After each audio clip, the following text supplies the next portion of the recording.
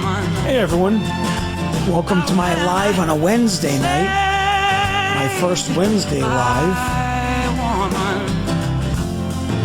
She won't let me go. I told everybody on Sunday I'm going to start doing Wednesday lives from now on, during the summer anyway. I think there's more people home and more available, and it's easier for me, so I think Sunday nights will be on hold until probably September sometime. Anybody know this song, Trouble? It's my life story. Trouble. It's my ringtone on my phone when the office calls me. Trouble, trouble, trouble. Feels like every time I get back on my feet, she come around and knock me down again.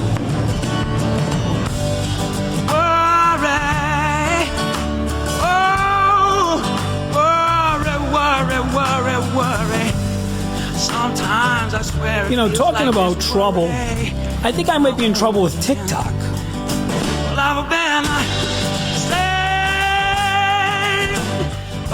Because I've been posting a lot of TikToks and they're not getting a lot of views. I don't care about likes. I like likes, but I'm not counting the likes. I like to look at the views, and if nobody's viewing them, I get nervous that nobody saw them.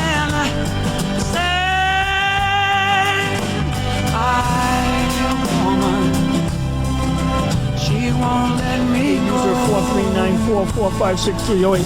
Yeah, so you understand where I'm coming from.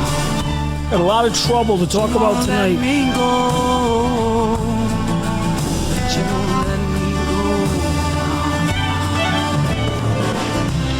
Thinking of song and moving to Florida, huh?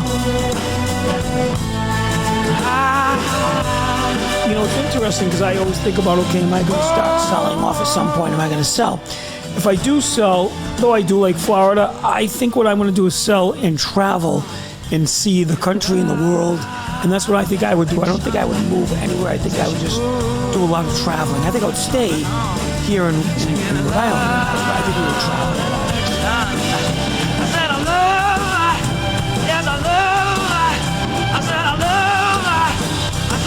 Drinking a nice iced tea on a nice warm summer's eve. She good to me. She good to me.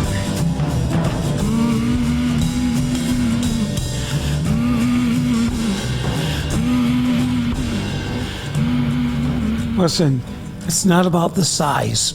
You know, my microphone's huge because it's a broadcaster microphone. It's one that you use for broadcasting.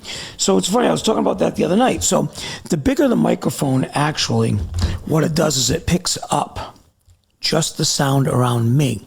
Smaller microphones, more powerful, has to pick up, external noises. So that's why in broadcast radio studios, they use these large microphones. And you can talk right into it and sound really clear.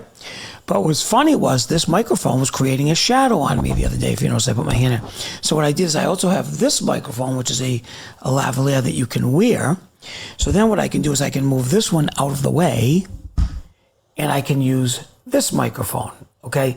But I think the other one sounds a little clearer, less echoey.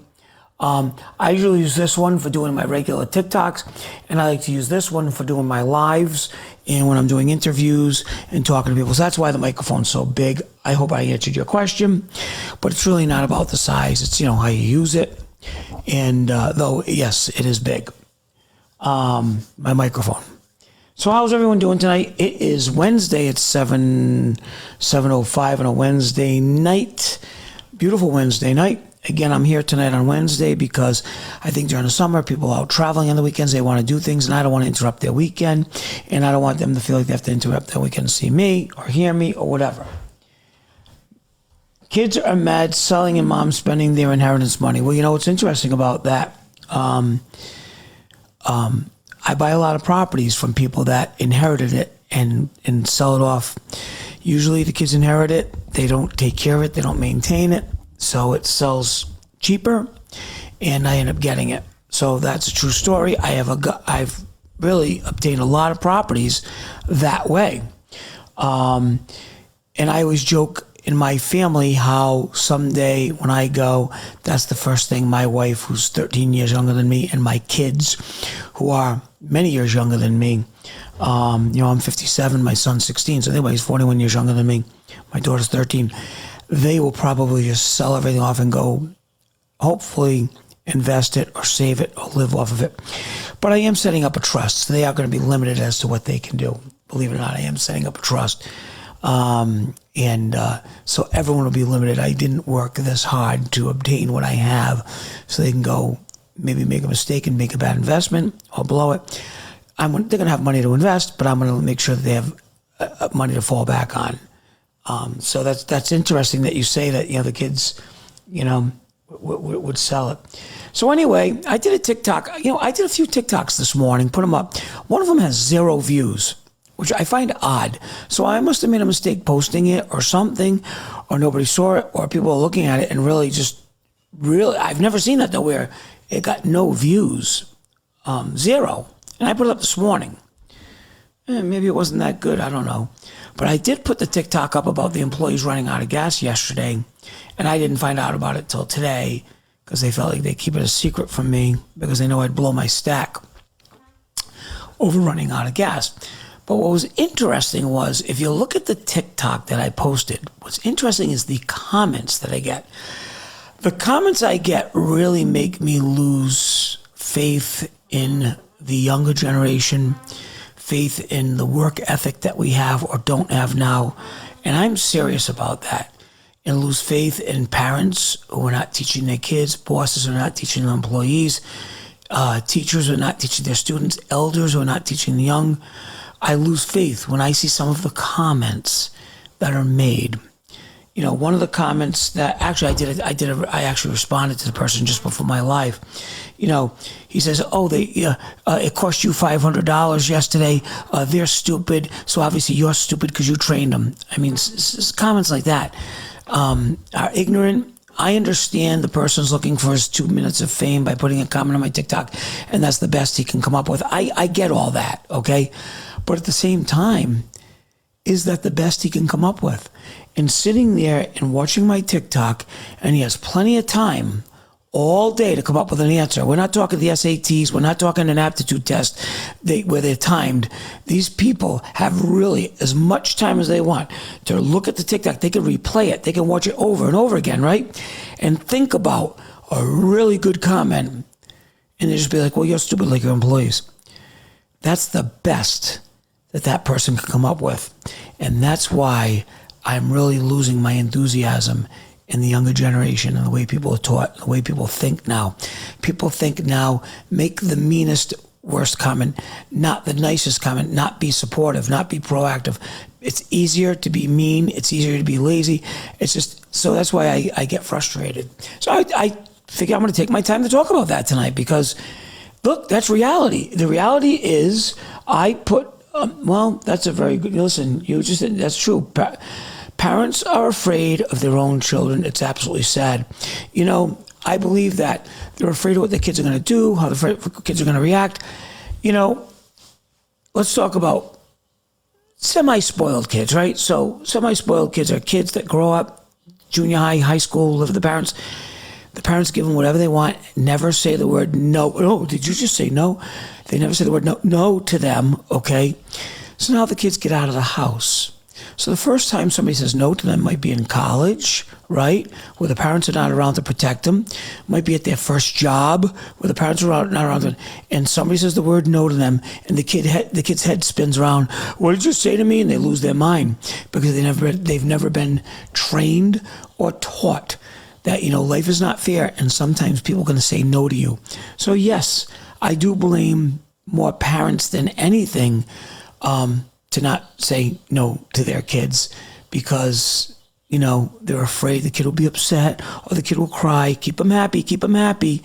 I remember at one time, true story, we were with actually extended family and I think Carissa or you said to one of the kids no. And the woman who remained nameless said to Carissa and I, we don't say no to our kids. We use other forms of telling them that it cannot be done, but we don't use the word no. Yeah, all right, whatever. That's like the parents. You meet the parents of the firstborn. I'm not going to give my kid a screen or an iPad or an iPhone. They're not going to watch TV. No, no, no, no, no. And that lasts for about a year when the mother needs a break or the father needs a break and they hand them their iPhone. But I love that one too. You know, they're not going to get screen time. They're not going to be playing video games. Yeah, okay. We'll see how long that takes. Let's take wagers. So that's my commentary I want to start with tonight where, oh no, yeah, that's funny makes money. You know what I did? I changed my position tonight to have a different background. So this is the side yard. Makes money. It's like somebody stole your pool. So yeah, this is the side yard of my house. So all I did, my table has wheels on it. So all I did was spin it. That's so funny. You notice everything. You're so funny. Oh, yeah, funny. But yeah, a lot of times it's easier to give kids, what they want, not say no. Hey, it's almost like at night too. I'll be watching TV, right? And the dogs come over. Well, my dogs love ice because I started with them young. I'll give them a bowl of ice out of the ice maker, right? They love chewing it. It's a snack, right? They love chewing ice. I do it. So they'll sit there and beg until what? Till I give in, right? So it's the same thing with kids, and it's too bad, So so I see it right now at work in life at work. I have over the years I've had in my audiovisual business, it's corporate audiovisual. So we're working for corporate clients, professional corporate clients, suits and ties at the conferences, doctors, medical people, lawyers, politicians, suits and ties. So our staff have to look professional. Now, looking professional, I don't want anybody to think that I'm out of, we don't wear suits and ties. My employees wear collared shirts with the company name on them, professional, well-groomed. Every once in a while, we'll get an employee, wants to have the Taliban beard, wants to grow the hair long. That's great. If you want to have tattoos in your face, I can't, unfortunately, I don't mind tattoos on the face, but you can't be doing one of my jobs that way. So I'll have a talk with the employee, and of course, they get stubborn. Well, then I guess I'm not going to do the job yet. Well, I guess not then, right? So they have a choice. Now it's their choice, not mine. You can work for me doing a show, making $350, $500 a day, depending on what the show is. Or you can stay in the warehouse and make $16 an hour because you don't want to cut your hair and cut your beard. It's their choice, not mine, okay? Different job responsibilities warrant different incomes, which that's another TikTok I did this week about job responsibilities. The more responsibility you have, then the more you make. Of course, somebody says, oh, you want them to work more hours. No, never said that. Please listen to me. The more responsibility. So let's take CEOs of these big corporations, right? Bank of America and Hasbro and CVS, right? They make like $10 million a year with bonuses. Why do they make $10 million a year, right? Why? Because they have a lot of responsibility. They have hundreds of thousands of employees. They're managing, billions of assets and money, okay? They have responsibility to their shareholders. Their shareholders hired them, the board of directors. They have responsibilities, okay? So you get paid based on your responsibilities. So that's just a sheer fact of life. Anyway, but yeah, what happened was, we go into these hotels, my audiovisual company, and the staff of the hotels wear shirts and ties and, put on the show, monkey suit, whatever you want to call it. But here's the other side of the coin. We're setting up audiovisual equipment, speakers, microphones, running cables. The cables are dirty, right? Running cables, microphones, speakers, projectors, screens. You're sweating. It doesn't make sense to be wearing a suit by doing that. Collared shirt is fine. Our clients have never complained about our staff wearing collared shirts as long as they're well-groomed. We have had a grooming issue over the years. That's why we're a little more strict about that. But no one's ever complained about our collared shirt. So that shows me that you don't need to wear the tie. Look, it's professionalism is also attitude. My guys have great attitude with our clients. And, I'll talk about that too. It's interesting because I've talked about this. Different audiovisual technicians, pros on the jobs, they have different personalities, right? And of course, our clients have different personalities. Some of the clients are well experienced in running conferences, and they're cool, they're calm, they're collective, they know what they want. We walk in, we know what they want. But then you have the clients, it's their first time, they're new at it, they're nervous, right? Nervous Nellies. And they have a lot of responsibility. They're managing a conference, probably for their boss, thousands of dollars. They're a meeting planner, and they're nervous. They want to make sure it goes well. So our staff is trained to notice, is this person a nervous person? They might need their hand held a little bit more. So you need to give them a little bit more personality. Don't be standoffish. Don't be quiet, because that's going to make them more nervous. Give them personality. How can I help you? What can I do for you? Don't worry about it. I've done many of these shows. You come to me if you have any questions. That's the position that our show managers take. So it's interesting because you kind of have to read the client, especially in the audiovisual business. You have to read the client as to how you're going to act and react to them. If they're nervous, you can't be nervous. You have to show them that you're cool, calm, and collective, and you get your handle on it, right? So anyway, that's more important than wearing a shirt and a tie. That's my whole point on that. We have polo shirts. We use polo shirts, just regular polo shirts, chicken bucket, pullover polo shirts with our company name on them. At one time, we used to buy different color ones, black shirts, and then the way the guys could wear khakis, we got blue shirts. But right now, we use primarily black shirts. We're supposed to be, black, because we're behind the scenes, right? Behind a black curtain, you don't want to see us. So a black curtain.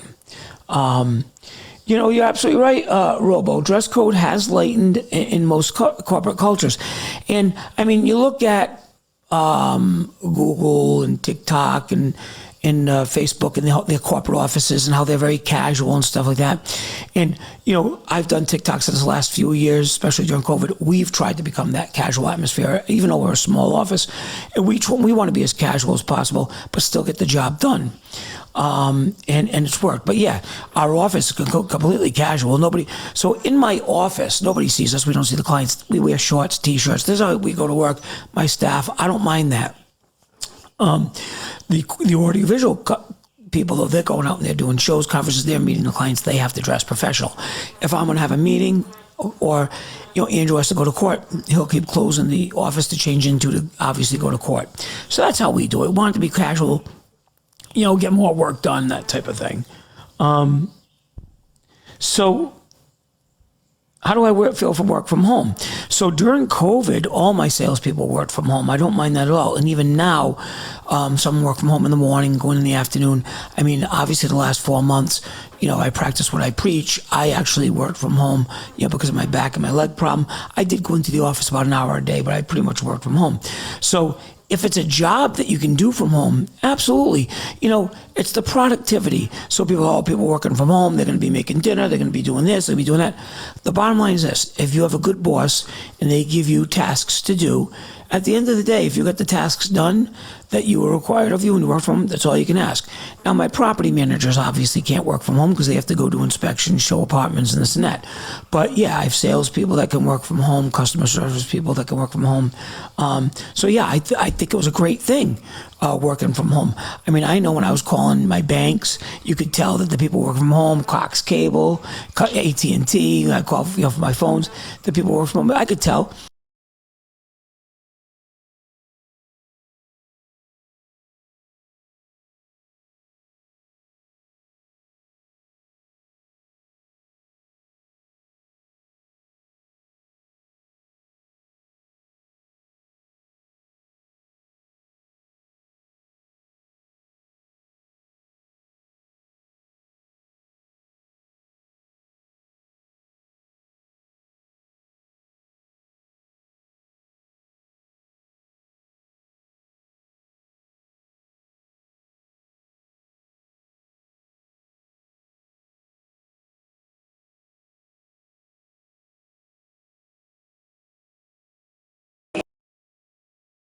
I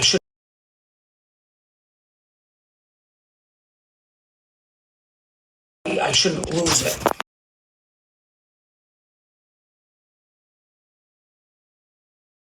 I shouldn't lose it. I just unplugged the mic.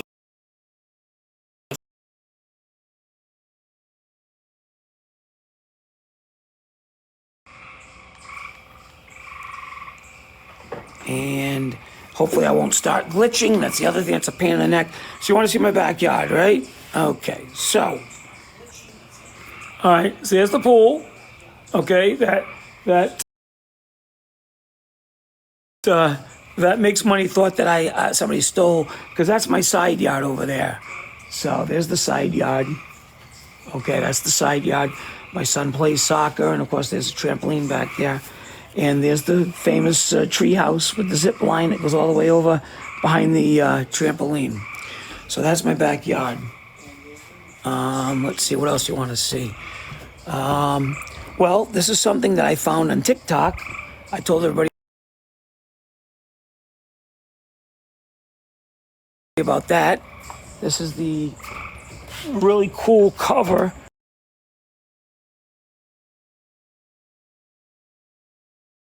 Something that I found on TikTok.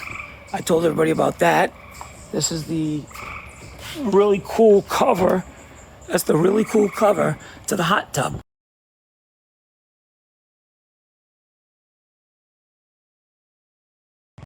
And Doughboy. So that's my outdoor kitchen right there. Okay, that's another part of the house way over there, but we don't talk about that part of the house.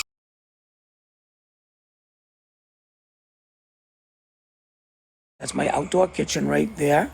Okay, that's another part of the house way over there, but we don't talk about that part of the house. Like kids' rooms, playrooms, stuff like that. You know, we talk about my part of the house over here. So, hey, $150 at Home Depot. $150. It's a fire pit. It's really cool. It's a gas-fired fire pit. So I can do fireside chats on TikTok. So that's the story with that. So now I'm back here in the seat, but let me see. I can answer some questions. So everybody knows I have bad eyes, so that's why I put my glasses on 100 times a night, and I look over the question. Where's Chicken Bucket's bedroom? That's in the other wing that I pointed to. That's in the other wing. Or it could be in the base. Yeah, I don't. So let me see. I don't know if I'm freezing because of the internet. Hold on. You know, I have an idea. I don't want to.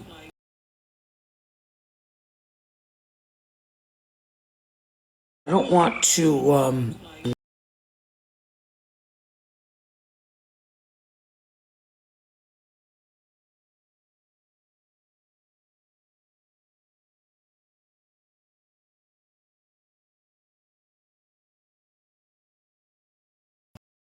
So hopefully I'm not glitching anymore and I'm back to normal. So that was very strange. I don't know why the Wi-Fi was off. I apologize.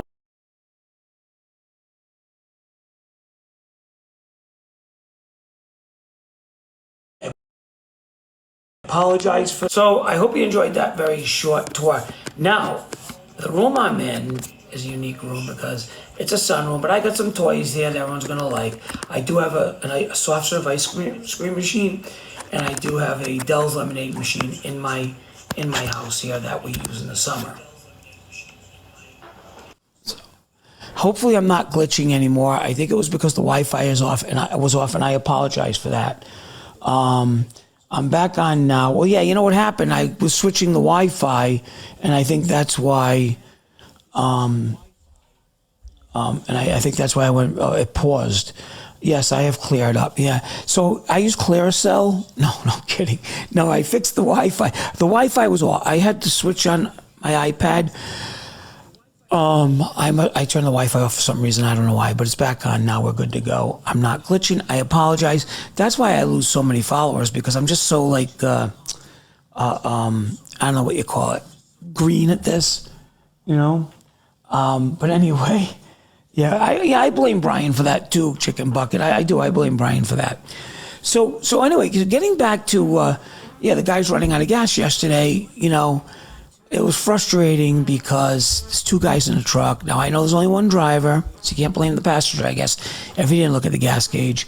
But come on, we're talking grown adults, you know, in their 40s. I mean, come on. I used to run out of gas when I was 18, 19 years old, probably a lot of times. All right, let's talk business. How do I get in your will? Yeah. So we have to talk business about that. You know, New York Pete, you know what's funny? You know, my kids are probably conspiring to knock me off, right? So that's what's funny about that. But you know, whoever inherits my will inherits all my debt too. You know, listen, there's the good and the bad, right?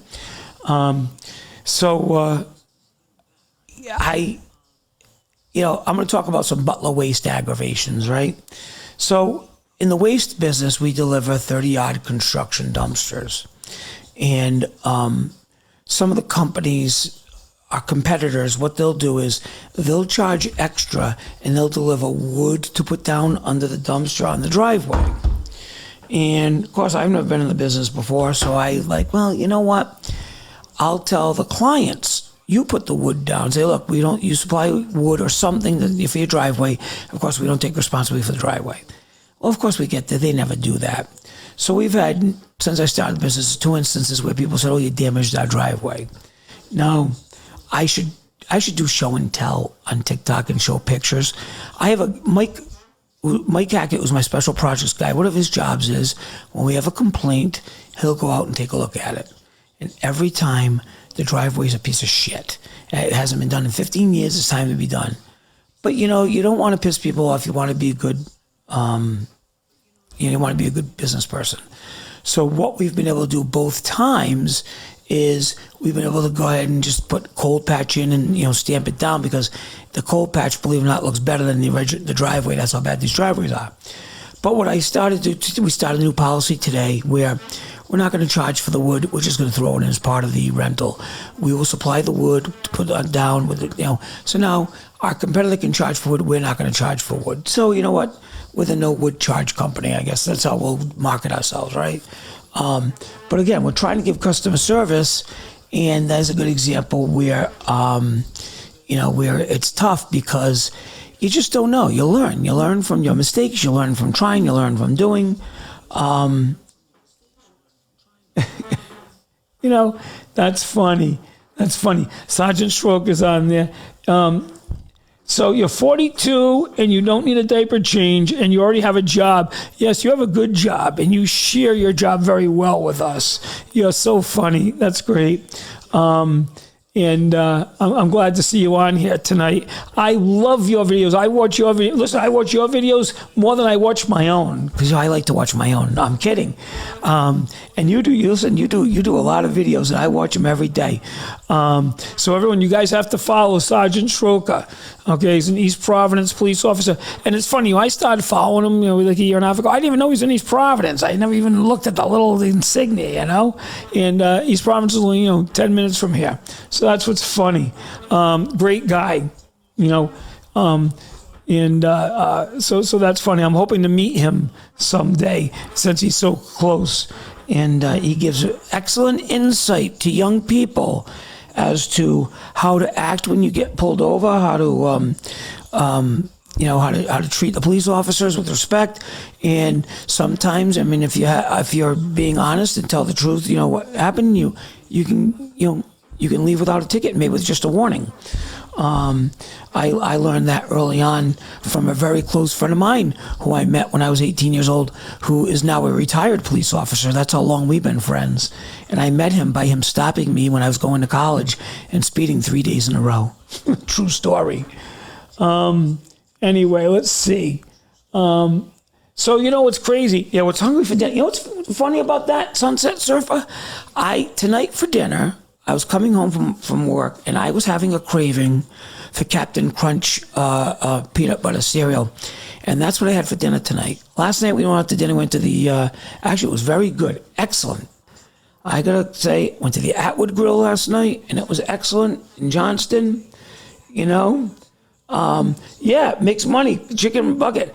We can go, listen, I'll buy the ice cream. You guys gonna meet me at the ice cream shop someday? Well, chicken bucket, I know it's a long ride for you from Ohio, but makes money. Why don't you meet me at one of the ice cream shops one night? We'll have some ice cream or some Dells, or both, But anyway, yeah, so I'm funny. I had a Captain Crunch peanut butter cereal tonight. That was what I wanted tonight, It's just a craving. I wasn't really that hungry. But I'll tell you something. Yeah, obviously we have the outdoor kitchen. We make steak on the grill. My wife really does more of the cooking, even on the grill, than I do. Steaks, grilled vegetables, grilled chicken. It's great. Let's see, what else do we have here? So anyway, so the guys ran out of gas yesterday. So that really frustrated me. There's no reason for that. And Okay, it's one thing you run out of gas, somebody brings you gas, but the fact that the truck wouldn't start and had to get towed, that was what really threw me for a loop. Jeff, you're lazy. You know, I am lazy. I am very... So I went to work this morning at 10 of 7, walked in the door here tonight at about 5:45. So that was what, only a 10.5-hour day today. It was one of my short days. Because my back and my leg are back to normal. I admit, when my back and leg weren't working or weren't, you know, when they were hurting me, I was being lazy or I was working from home. Either one. Let's call it working from home. Laying on the couch, watching Columbo and Law and Order repeats during the day. No, the gas gauge wasn't broken. The person looking at it was broken. You know? So yeah, oh no, my wife loves making barbecue. She's great at it. Well, so my wife's full-blooded Italian. She's the one who does the 7 fishes on Christmas Eve and loves cooking the Italian meals, the big meals. The funny thing is being Italian. So my favorite meal, my favorite dinner, I don't know why, I'm not Irish, but my favorite dinner is a boiled dinner, corned beef, cabbage, carrots, potatoes. That's my favorite dinner. I don't know why it's my favorite dinner, but it just is. So she'll make it for me every, once a month, maybe once every 2 months, And of course, my second favorite, you saw the big paint job makes money, huh, over at in East Green? Yeah, it's not done yet. They're about 3/4 way done at the house. I did the TikTok on the house yesterday, my house down in Narragansett. So that house there is a huge house, as everybody saw. It's a big house, 6 bedrooms, 7 bathrooms, 2 big giant living rooms. It's on about a 15,000 square foot lot, 1 street over from Scarborough Beach. So I purposely bought that house at the auction to turn around and flip it. I was just going to sell it. That's it. But what happened was when I bought it, all right, chicken bucket, thank you very much. You can be back in a minute. When I bought the house at the auction that day, it was being rented by some college girls, URI college seniors. And so I noticed that whole neighborhood is one of those rental neighborhoods. So I decided to keep the house. So what we did is we went through it, we renovated it nice enough to rent again to the next year of students, which we renovated it last year. I did the kitchen, put central air in, we rented it. So now what we're doing is the outside, the rotted clapboard, the rotted wood, repainting it, new window frames and doors. And we decided I'm going to keep it. I'm going to keep it for now. You don't know. Someday if I retire, do I want to go down there and live down there? I don't know. So I'll keep it and just rent it now to the college students in the winter, and to family weekly rentals in the summer. And we'll see how that goes. It's out of my. It's a little different than what I normally do with just my regular rentals and tenants. But so far it's working out okay. So New York Pete, yeah. So down there, funny New York Pete. So that area, most of the houses are owned by people from New York. New York people buy the houses down there. Most the waterfront property, the near the water property, the water view property, as you know, that has a water view. Most of the property owners there are from New York, and what they do is they'll rent it to college kids in the winter, but they'll come in the summer and use it as their vacation home in the summer. So that happens a lot, but it is nice. It's a matter of maintaining it. The house was built in the late 80s. And so, obviously now here it is now 40 years later, it needs to have some TLC. And that's why, and being right on the water like that, it takes a beating from the ocean air, the salt water. And that's why it was really time to renovate it. So if I can renovate it and last another 40 years, I probably will be gone by the time it needs another facelift, Hey, my Uncle Jeff makes money. That's funny. Let's see, what else do we have here? So I did have, so today, I put a TikTok up today, 0 views. I don't understand it. I know what it was. It was people were asking me to see the Winnebago. So I went and I did an unboxing of the Winnebago today. And it still has 0 views. Doc, how you doing? So Look. We're going to do the unboxing of the Winnebago that I bought. So it's on TikTok, but I got 0 views. Come on, do you hate me that much?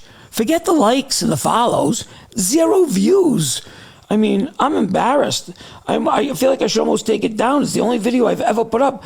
After 6 hours, has 0 views. Where are you from? Watching from Pennsylvania.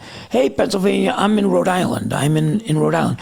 Whereabouts in Pennsylvania are you from? I'm just curious. My wife went to Villanova, obviously in Philadelphia, and she also went to Duquesne in Pittsburgh for undergraduate. I've been to both places. Pittsburgh was a pain in the ass to drive to. My audiovisual company does a lot of conferences, though, in Pittsburgh. Pittsburgh is a very popular area for conferences. And so isn't Hershey's, Hershey's Lodge. So just curious. I'm drinking my unsweetened iced tea.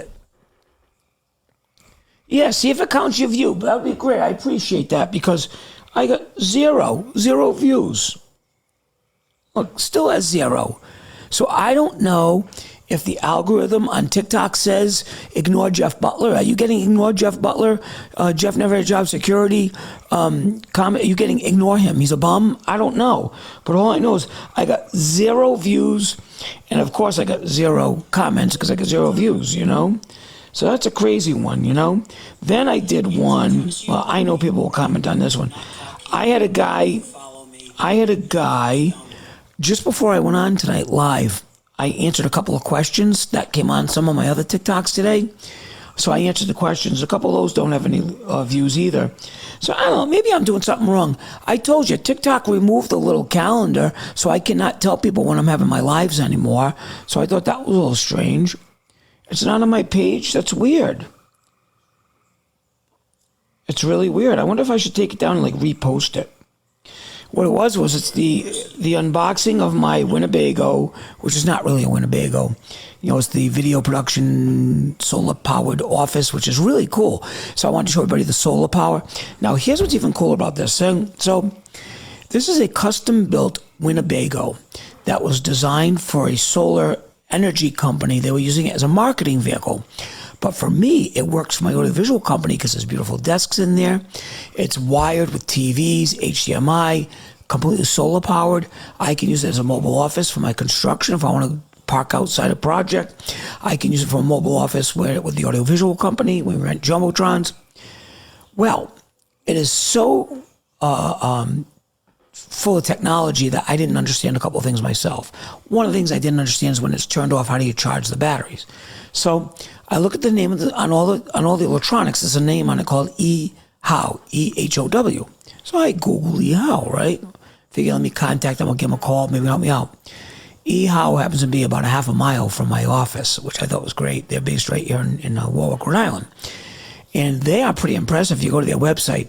This was custom built. They custom built this for a customer.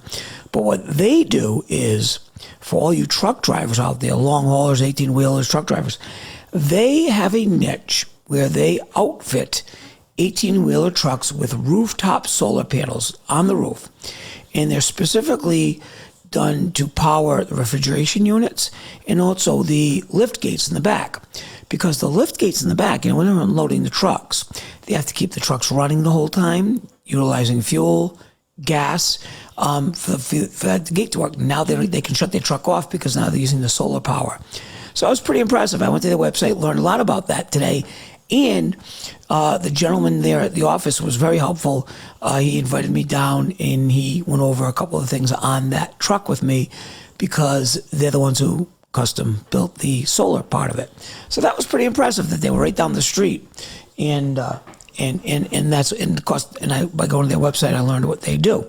So anyway, if you're a truck driver, look them up. eHow, it's kind of cool. New York Pete, you're concerned with my spending. So, it's interesting about that because I am too. Here's what's funny about my spending, okay? I'm 57. My first brand new car I bought was in 2017. So we're talking 10 years ago. I was 47 before I bought my very first brand new car ever. I had used cars up until that. So I tell the story that, my kids were born, money was tight.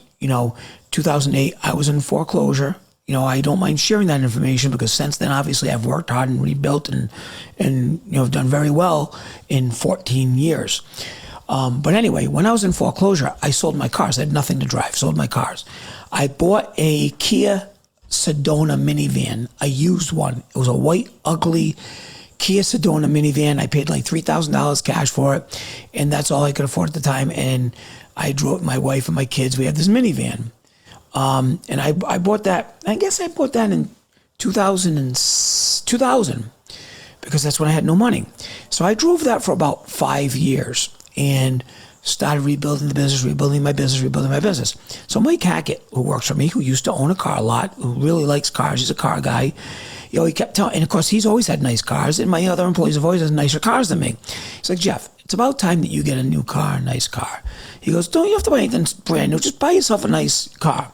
So right next door to us in Warwick is a limousine company.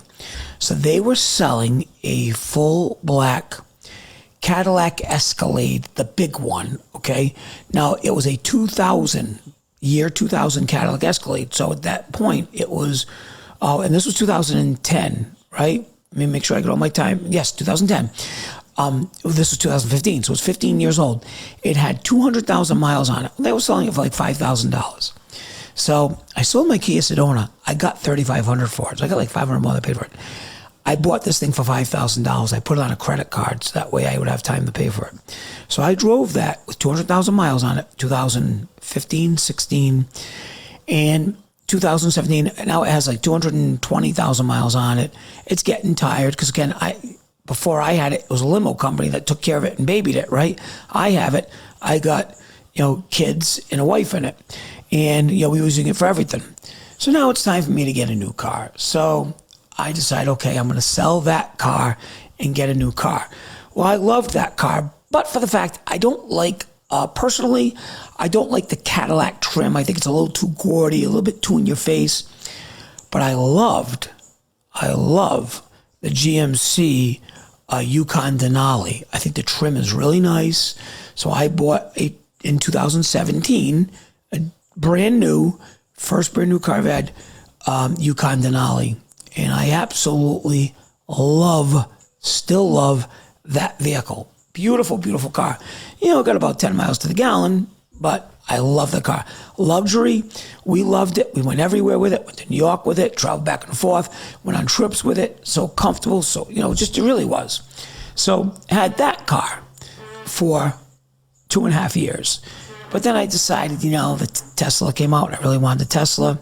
So it took a lot for me to leave the Yukon Denali to go to the Tesla. To me, they're like this. The Tesla has the batteries. The Denali has the luxury. So that's why, to me, they're this. If they come out with an electric Yukon Denali, guess which direction I'm going to go in, okay? I love the Tesla, but it's still not a Yukon Denali with the luxury, the comfort, So that's me. Anyway, so then I became a car guy. So getting back to my spending, right? Now I become a car guy. But I always had a second car. I've always talked about this. So a second used car, small car. My favorite car of all times, everybody knows, besides the Yukon Denali, is the Mini Cooper convertible. Great car. I always had a Mini Cooper convertible. Problem is my kids outgrew the back seat, couldn't fit in the back seat. So I finally had to get rid of the Mini Cooper convertible. Sold that back in 2019. One of my employees bought it, still has it. So he teases me with it when he drives it to work. But that's when I bought the Audi convertible. And I do have an Audi convertible, A5 convertible, which I only drive in the summer at night. Like tonight would be a perfect night for me to drive it because put the top down and I don't like it in the hot sun.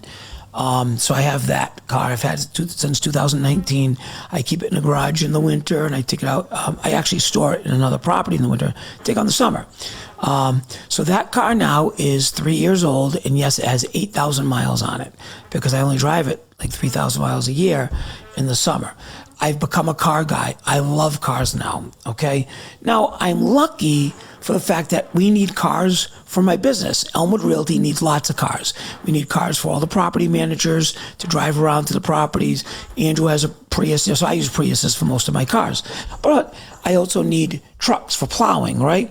So I've become a truck guy, right? We have an F-250, we have an F-350, we have an F-150. I just bought that new F-250 red pickup truck, which is beautiful. It came with a stainless steel plow.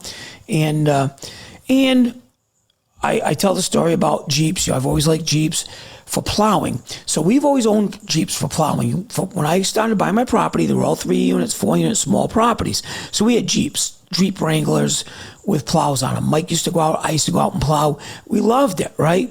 Going out and plowing. So I got rid of my last Jeep because we had to stop buying the pickup trucks to do the bigger properties and the more properties. That was when I only had 15 properties. Now I have 68 properties as of today. So what happened was I got rid of all my Jeeps. My last Jeep I got rid of about 4 years ago. Oh, I got rid of my Jeep in 2017 because I bought the Toyota Tacoma, thinking, that will be my pickup truck. I'll drive it around and I'll plow in the winter. Well, the Toyota Tacoma sucks as a plow truck. So I took my Jeep plow, put it on the Toyota Tacoma, night and day. The Jeep plowed unbelievable. The Toyota was terrible. It slid. I don't know if it's the wheelbase, if it's light in the back, whatever it is. It was terrible. It was a plow truck. I didn't like it, so I never plowed with it. I had somebody else plow with it because I couldn't stand driving my own truck. So now, getting back to the Winnebago, right? I want to buy the Winnebago. So the Winnebago was $50,000, and I'm thinking, hey, they're giving good money out for cars right now. So I traded in my Toyota Tacoma for my Winnebago. Now, I paid $36,000 in 2017 for my Toyota Tacoma. I paid $36,000 for the Toyota Tacoma, 4-door, nice, beautiful truck, brand new, 2017. It was for the business, and we then put the Jeep plow on it. I used it for the last 4 years. It has 30,000 miles on it, so you can see I didn't use that much. Traded it in last week for the Winnebago. They gave me $38,000 for my Toyota Tacoma, $2,000 more than I paid for it. Better than that, they didn't want the plow, so I took the plow off. So the plow's sitting in my garage. But now I have nothing to put my plow on, right? So I was forced to go buy a new Jeep Wrangler yesterday. So I don't have it yet. They got to register it and all this bullshit. But I bought a brand new Jeep Wrangler that I will now put the plow on, and I'm back to having my happy 2-door Jeep Wrangler for plowing, and I'm all excited about it. So that's why I did become a car guy, but the business buys all the trucks and the cars, so I'm lucky that, actually I personally only own 2 cars. I have my Audi and my wife's car. And that's it. Everything else is a business car, and it's used for the business. So that's why I became imagine that, putting a snowplow in the Tesla, Mary. That's funny. That is really funny. Yeah, go Celtics. Again, I'm going to abbreviated TikTok tonight. Makes money. I do have to be careful with the sun with no hair. So I wear, caps. Oh, so again, like I said, I do not like driving in the hot sun with the top down. Even with the Jeep, I won't take the top off. I wear a cap, or if it's cool out. But if it's sunny and hot, I don't even bother. I'll use the air conditioning. So here's what's funny about the Audi, right? So I have this Audi A5. There's a couple TikToks last year on it. I did a funny TikTok. I'll have to repost it. So one day I was driving down the road. This is a story time. I'm driving down the road. So I hear this. I have the top down. I hear the screaming and yelling, Effa, mother, Effa, swearing. So I look in the rearview mirror, and there's a guy behind me, and he's yelling at me. I'm like, that's odd. What the hell did I do? I'm just driving down the road, right? I don't speed. I don't cut off. I'm not like that.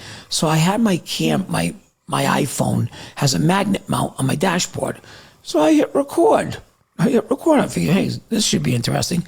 So I come to a red light. The guy gets out of his car. He comes up to my door, and I just look at him, and he's yelling, and he's screaming at me in a little bit of broken English. I don't know what he's talking about. He's calling me an F for this and that and everything else. So I'm like, hey, I don't know what I did to you, buddy, but the light's green. So I go, and he's standing in the middle of the road, and all the cars start tooting at him. The go back in his car. So I had that all in video, so I threw it on TikTok because it was kind of funny, But anyway, that's an Audi story.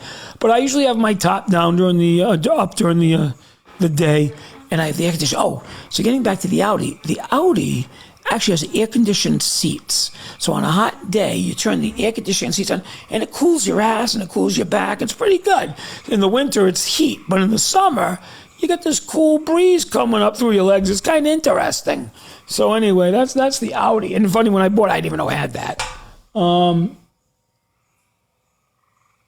Yeah, Cameron, so the job, I appreciate you agreeing with you on that. And if you notice the comments I got on that job jumper video, it was 50-50. It was I was surprised the negativity and the negative comments I got back on that. And all I was trying to say was, I think a lot of people in this day and age, see, if you're a smart employer, if you're smart, which you would hope most employers that are in business are smart, right? You would realize it costs a lot of money and time to hire new employees. It's cheaper to keep the ones you have and pay them more. But there's another side to that. To pay them more, for them to earn more, you can ask them to take on more responsibility. Now, perfect example. This just happened to me tonight. Perfect example, okay? I talk about Tim. Tim works for me. He's a property manager. He is my property manager full-time. He is outstanding. He is absolutely fabulous, okay? As a property manager. He came from a background of being a district manager for 17 years at D'Angelo's, okay? So his background is being a district manager of 17 restaurants. He comes to me, property manager, fantastic. Now, he didn't even start with me as a property manager. He actually started in the audiovisual business, being my warehouse manager, which he did a great job at that too. But then COVID hit, and we didn't need a warehouse manager. And obviously, I wanted to keep all my employees working, so he transitioned to be a property manager, paid a little bit more money, and he does a great job. So there's a good example. He took on a different role, okay, which was more responsible, and he got paid more money. Now, today he came to me, and I'm so appreciative that he came to me and he said, Jeff, he said, the 4 ice cream shops, what they're lacking this year, and he's right, is a real good district manager. Doesn't have to be full-time, but the problem with the ice cream shops is, when are they busy? They're busy at night between 8 and 10, 7 days a week, 8 and 10. So what he was saying to me is like, Jeff, look, if you're interested, I'll go home at 4:35 like I normally do. But if you want, I'll be a district manager. I'll go in, 3-4 nights a week, just for an hour, stopping at each store. So it'll be for 4 nights a week, just to meet the staff, to show them that we're around at night. They know we have cameras and stuff. And he offered that, okay? He offered to take on that extra responsibility, but it also means extra hours. And I said to him, well, I appreciate the offer of the extra responsibility, and with the extra hours comes extra money. So yes, I would love that, but I don't want to burn you out, Tim. So you have to, he goes, no. He goes, he always had a second job with D'Angelo's. He always worked at night. And in the restaurant business, you always work 50, 60 hours a week. So he was thrilled to take on that responsibility. And with that, he's getting more money, a lot more money, and he's well paid now. So that was my whole point. If you have a smart employer and a smart employee, obviously in this case, you put your heads together. Hey, how can I make more money, and how can I benefit you, where you're going to save money and you can share that money with me? That's the employee, right? Employer, hey, how can I give you more responsibility so I can pay you more, not killing you, not working a lot of extra hours, but I'd like you to make more money. And that was my point. Instead of job jumping, talk to your boss and say, look, is there something else I can do to make more money while I'm here, to make myself more valuable? I have moved people in my organizations. We interviewed somebody this morning. So Andrew interviewed somebody this morning for an office receptionist job. During the interview, he brought me in, and we feel that she actually has some skills that would give her more responsibilities working in Butler Waste as one of the office managers, taking orders, which pays more. It's a little bit more responsible position rather than just being a receptionist. So that's the job we're going to offer her. So she came in for one job, and we're going to offer her another job that pays more. So it's a matter of talking to people. It's a matter of learning what their skill set is. But if you're an employee, before you job jump, Give your employer the opportunity. Don't say, oh, you never paid me that much. Give them the opportunity, or her the opportunity. Say, look, I don't want to leave here. I like working here. I like my job, but I have to make more money. I have to support my family. The expenses are going up everywhere. So what can I do to make more money? Now, that is an open-minded employee. The comments that I got on that TikTok about the job jumping were people that were closed-minded, that were rude, that were ignorant, and don't want to get anywhere in life. They were like, oh, yeah, sure, you want us to be slaves. You want to give us more work for the more money, and you want to... Yeah, I want to give you more work for more money. That's exactly right. That's how the world goes around, right? Doctors make more money. Why? Because they're more responsible job. Lawyers, because they're more responsible job, right? Floor sweepers make floor sweeper salaries. So it's up to you what you want to do. Not putting down floor sweepers, because there's probably great floor sweepers up there. I know I have great floor sweepers. And if they wanted to do another job for me, they want to take on more responsibility, they can. So that's why, if you look at that video in the comments, it was awful. Anyway, but that's the story with the job jumper video that I did and why I got so much pushback on it, yeah, I could convert them to LP and save gas. I don't know how much the LP conversion is, and but what's interesting is I always wonder where you get the LP from, but they deliver it to you. They give you a giant LP tag and store it in there. So that's interesting, Michael later. So Jalisco, you hate your job. If you hate your job, of course, I don't know what you do. Again, I don't know where you work, if there's other types of jobs that you can do, if there's other job openings where you work, or if you just hate the place you work for. Like I said, because I have 4 different businesses, about to have another 5th business, I can kind of, steer people in the right direction where I think they would be best suited for me and best suited for themselves. Like I said, I don't want to lose good employees. I much rather keep the employee, pay them more. I just hired somebody, like I said, he's well-rounded. He does plumbing. This plumber, what he'll do is he'll not only break the hole in the wall to fix the pipe, but then also fix the hole in the wall. Well, instead of me calling a carpenter in. Well, that's valuable to me. That's very valuable. Well, that's too bad you hate your job. I feel bad for people that hate their jobs, and you really don't want to go to work and be miserable every day and be unhappy. So like I said, if you can't change what you're doing there, then maybe it is time to look for another job, look somewhere, something that you enjoy doing, something you'll enjoy doing, How did I start off in business? So I started off in business in high school, really, as a disc jockey, DJing parties and dances. Did it every weekend. I did it. So I did more of weddings and anniversary parties because they paid more. So for me, I was looking for the money, right? Because nightclubs would pay $50 a night, $60 a night to work it, because those DJs were a dime a dozen. So nightclub owners would take advantage of those DJs. So I learned early on that, hey, you DJ a wedding or an anniversary. Now, there weren't a lot of those DJs out there because that's boring to them. Oh, I'm going to be playing Frank Sinatra all night, whatever. But for me, it was about the money. It was about me going home at night with $250, $300, $400, depending on what it was, and not making $50 at a nightclub. So I started out as a disc jockey. I did that for many, many years part-time. I did teach for 5 years, special ed. I left that in 1993. So what happened was in 1993, it was a big year for me. I had to make a decision. My disc jockey business had kind of transformed into corporate audiovisual. And I tell that story. It started with Special Olympics. They were my very first client. I give them all the credit in the world in Rhode Island Special Olympics. They came to me, Chris Hopkins, who just retired this week from Special Olympics, came to me, and I used to DJ down there. He only knew me as a DJ. And he said to me, hey, do you think that you could provide us with all the sound systems and the microphones that we need for opening ceremonies and for the awards areas and for the clerking areas, for all our events year round? Jeff, do you think you could do that? So I said, yeah, I'll do it. So I went out and bought all the equipment, and they were my first client in June of 1993. I actually did corporate audiovisual for them, sound system. They did opening ceremonies with 5,000 people. I had the speakers, the sound system. At that time, I didn't own staging, so I think we rented the staging at the time from somebody else. I didn't own walkie-talkies, so we rented those from somebody else. I provided just the sound. And over the years, as I built the business, I bought walkie-talkies, I bought staging, bought lighting. So over the years, I was able to provide them with more and more equipment, and they've grown over the years. So back then, they might have done 8 events a year, just program events.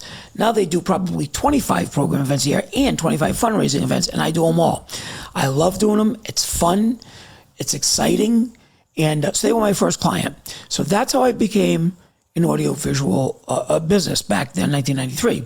It was a struggle. I had bought my own house then, had a very tough time paying for my house. I left teaching, and the audiovisual was very sporadic, right? Corporate AV. So I had 2 roommates that I had rented rooms to in my house, helped me pay my mortgage, and I just slowly built the audiovisual business locally, just getting customers that rented sound systems, lighting and sound. I have customers, I still have them way back then. The Brown University Faculty Club, I still do them after all these years. The Hope Club in Providence, I still have long-term customers. Of course, the Rhode Island Special Olympics, long-term customer. It's great to have these long-term customers. You know, I have graduations I've been doing for 15, 20 years, 25 years, long-term customers. So that's how I started in the audiovisual business, 1993, 95, 96, just growing the business. As that business started making money, then I started buying real estate, and that's just how it snowballed, you know. When I started buying the real estate, then one of my buildings I bought came with the ice cream shop, and that's how I got into the ice cream business. And then obviously the real estate, I ended up having at that time 50 properties, and I realized, shit, I should be doing my own garbage. So that's how I got into the trash business, by taking care of my own trash for my properties. So that's how I got into the trash business. And then to grow the trash business, I had a couple opportunities where other businesses went out of business, so I absorbed them, and the trash business grew. So that's how, and of course I continue to buy real estate, and that's why now I'm up to 68 properties. With 386 tenants now. So that's how it kind of snowballed. It was a struggle. It was not easy. At 2008, foreclosure, didn't lose any properties, had to renegotiate a lot of mortgages, renegotiate a lot of loans, had to sell off my personal belongings of my cars, like I told you, and start all over again, and here I am. That's what happened. So that's how the business started, and that's how it grew. Always looking for project managers. What type of projects do you manage? What type of projects do you do? Can I explain my process in getting late rents? Yes. So I learned early on, trial and error, learn by fire, trial by fire, the hard way with my first building. That you have to run real estate, whether you have one apartment or in my case 380, you have to run it like a business. You have to follow the law, the local state laws, and run it like a business. I'm lucky in Rhode Island. In Rhode Island, they have a handbook called the Tenant Landlord Handbook. I give it to all my tenants. I tell them where it is online. We follow that to the letter of the law, to the T. It works for both sides. It tells the laws of both sides, the tenant and the landlord, rights and responsibilities, and I follow that handbook to the T. I learned early on to make sure you collect your rents on time, because if a tenant falls behind, it becomes a hole they'll never get out of. So you have to collect your rents on time. It's a business. I'm sorry, I don't have my rent. I had to fix my car. Well, you can't live out of your car. You live in my apartment. You got to pay your rent. So early on, I started with the law. They had 3 days to pay, grace period. So the rent's due on the 1st. All these people. So what we do is we give a grace period, right? The 3rd, the 4th, grace period.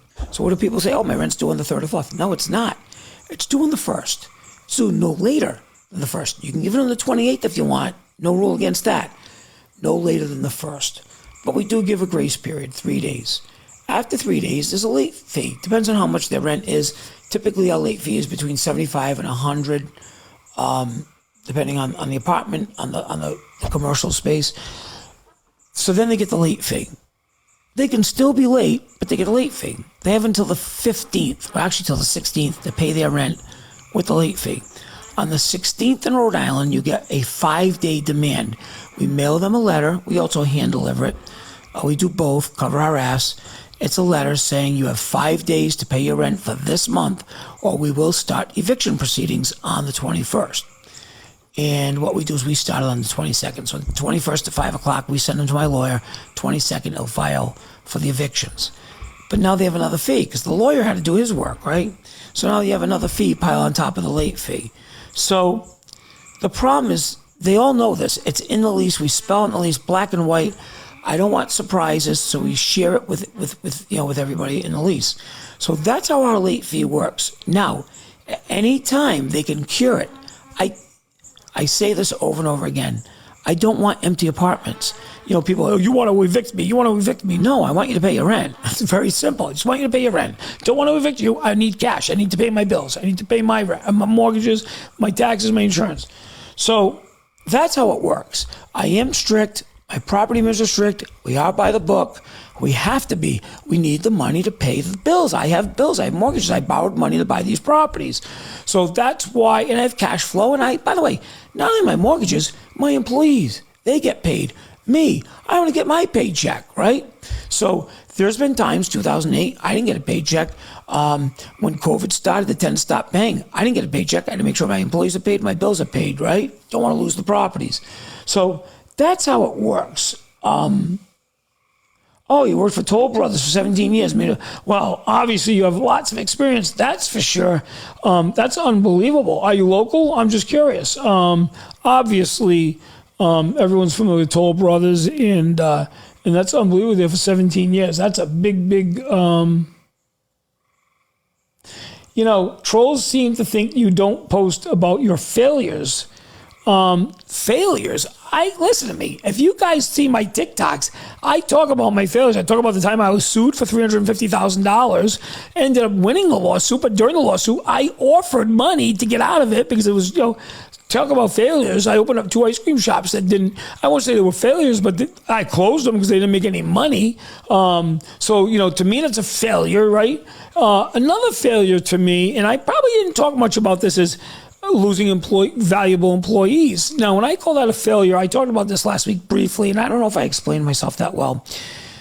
Being a small business person, any small business can only afford to pay their employees so much. They would love to pay more. I would love to pay more, just couldn't afford it. So the failure was losing a good employee just because you couldn't afford that employee. You just couldn't afford it, right? So of course they would go somewhere else. And I'm talking 5-10 years ago. Now I'm a little luckier that we do have the money where I can afford to keep employees and pay them well, pay them more when they ask for it. But a lot comes into play. Like I talked about, the multiple positions I have, the multiple companies. So if somebody asks for a raise, maybe I can't give them a raise in the position they're at, but I can give them a different position so they can make that raise. So I am so happy and humbled that I can do that now. And I don't say I regret, but yeah, to me, it was a failure, a personal failure when you lost a good employee because you just couldn't afford him back then. Being a small business person. Even now, I can't compete with the Walmarts and the Amazons and the CVSs, and the Home Depots, the big box stores paying bonuses, sign-on bonuses and this and that, and paying whatever they're paying. Sometimes I can't compete with that. Sometimes I can. I know in a lot of cases I'm paying more than Home Depot and Lowe's and stuff like that, and the Amazon warehouse, but still, back then, yeah, I felt bad when I would lose a good employee. That was kind of a bummer. But, good employees are hard to find. So you have to, now I do what I can do to keep the employees within reason. Obviously, someone's going to be unreasonable. There's nothing I can do about that. But you have a good employee. They're hard to find. You want to keep them. And you know what? Okay, somebody says I don't talk about my failures. Well, let's talk about my successes. My successes are I got employees that have been with me since 1995, right? Here we are in 2022. Do the math. Dwayne's been with me since 2010. Mike's been with me 2012. Rick's been with me since 2008, I think. So let's talk about my long-term employees, right? So that's great that they stuck by me during the thick and thin and had faith in me that I was going to pull out of it. And by the way, by them being loyal to me and sticking through it, guess what? Why are they with me now? Because I can afford to pay them well now.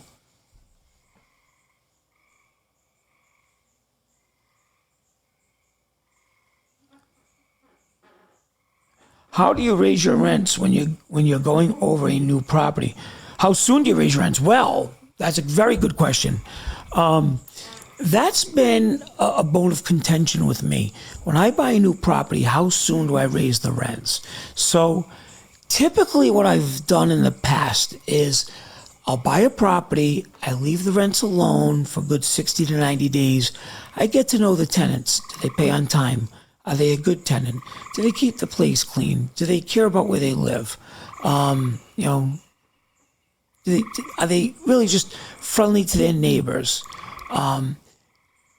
If they're a tenant that I don't want, I have two options then. Raise their rent enough where they're going to move out, or I'll just ask them to move out. I'm sorry, I'm not, I'm going to be working on an apartment. I'd like you to leave. So that's typically what I do. But there've been a couple of instances lately where I've just had to, like Andrew says, rip off the Band-Aid and just tell them all to leave. Typically, that's an instance where I buy a property that people have lived there for many years. The owner owned it for many, many years. It's been paid off. The owner didn't have a mortgage and never raised the rents. For instance, the market rents might be $1,500 and the people are paying $500. The problem with that is when I have a mortgage, I need to get at least $1,000 to at least cover the mortgage and make the same amount of money the previous landlord made. So in that case, I'm pretty much doubling people's rent, right? 500 to 1,000, though it's still 500 below market. So that's a tough one. There's been a couple instances lately where I had no choice. I have to pay my mortgage. At the same time, the people that were there know that they were paying a third of what market rent was. I'm not saying they took advantage of a situation, but what I would say is, hey, you've had it great for 15 years. Now it's time to, pony up. And that's the way I look at it, okay? And that's the way they should look at it, too. They've had it great for 15 years. The other problem that I have, if I bought a piece of property once, and one of the tenants had lived there for like 15 years, where the other tenants, 2 or 3 years. Sometimes the tenant that's there for a long time thinks they own the property, acts like they own the property. Where they're supposed to have 2 cars, we'll have 4 cars. This guy had 4 cars, a boat, a truck, filled up the whole basement with his own junk, so none of the other tenants had a place to store their stuff. So I had to have a talk with him and say, look, you're a tenant just like the rest of the people. I want to treat you fair just like the rest of the people. Clean your junk out of the basement. You get one storage unit like everybody else. Get rid of all your deadbeat, shitty cars out of there. We want nice cars. I want to have good tenants. I don't want it to look like a junkyard. So I have that conversation, and that's exactly how I say it, by the way. I am straight with the guys. Say, look, you've had it great for 15 years. I get it. But the gig is up right now. We have 6 tenants in here. You need to be a good neighbor. We need to treat them all fairly. They want to look at you as a good neighbor. So you have a choice. You can comply, get rid of the crap, clean up your act, and become a good neighbor, or move. I don't care. Move. I'll put somebody else in here. That's happened a few times. What I will tell you is, let's say it's happened 5 times. 4 times out of 5, the people stayed and did the right thing. Only one person recently I had to get rid of. He did not want to clean up the yard, clean up the place. He wanted to continue being a scumbag, and I can't have that. I want to have, for me to hire good tenants for me to rent to good tenants is also renting to good neighbors, okay? Tenants have to be good neighbors, especially in an apartment house. Tenants that fight and argue all the time, bang things, throw things, play their music loud, they're not good neighbors, and they haven't learned yet how to be a good neighbor. Thoughts on back taxes owed? Well, so I went years. So again, failure, right? I went years owing back taxes. We're talking property taxes, and sewer taxes, years and years and years. I could give so when some residential mortgages, your taxes and your sewer taxes and insurance is usually in your mortgage. So that's easy to maintain. You pay it monthly with your mortgage, right? So that's easy. But with commercial properties, multifamilies, that's not the case. You pay your insurance separate, you pay your taxes separate, you pay your sewer bills separate. So you have to be more disciplined as a property owner to pay those bills. Well, I wasn't disciplined because I'd have that money. I'd say, ooh, I can pay this tax bill, or I can buy another piece of property. I got the devil and the angel here, right? Pay tax bill, do the right thing, buy another piece of property, make the money, and then pay the tax bill later, borrow the city's money. Well, I kind of did that. So I would always borrow their money, use the city's money, and later on pay it back, 10% interest. So that's not really the right thing to do.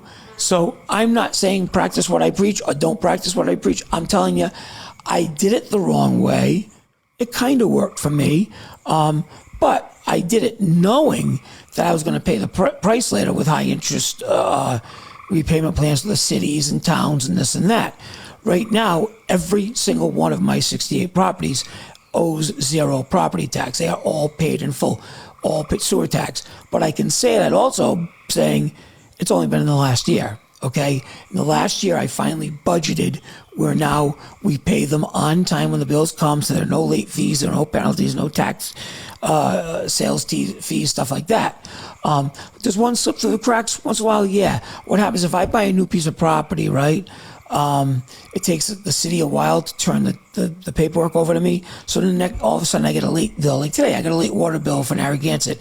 I owed like a $10 penalty only because the paperwork was not updated. It went to the old owner.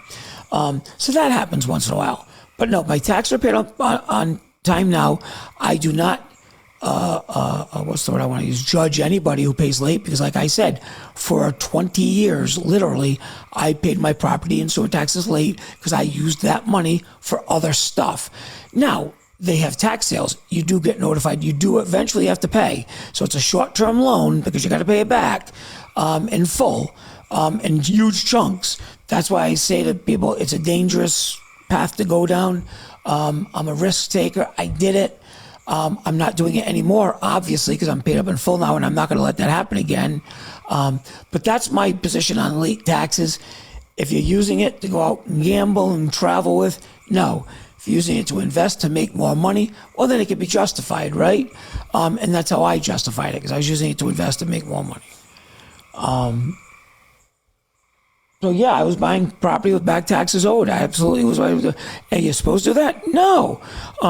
But that's why they have built-in late fees, built-in interest and penalties, because they know you're using their money for something you're not supposed to use it for, so pay us up. And now, like I said, last year I'm all paid up in full. How do you remove a bad tenant that doesn't pay the rent? In the court, there's no help. I'm owed $50,000. So I don't know where you're located in Rhode Island. If somebody hasn't paid back rent, if somebody hasn't paid rent, in Rhode Island, other than during the COVID moratorium, put that aside. I'm talking normal times like now. You go to court and evict them due to non-payment rent. You can't let them fall too far behind. I know too many landlords, too many friends, too many bad landlords, too many good landlords that let the tenants fall far behind. Like I told you, I'm by the book. I start the eviction. I don't listen to any bullshit. They can pay me at any time and I will stop the eviction.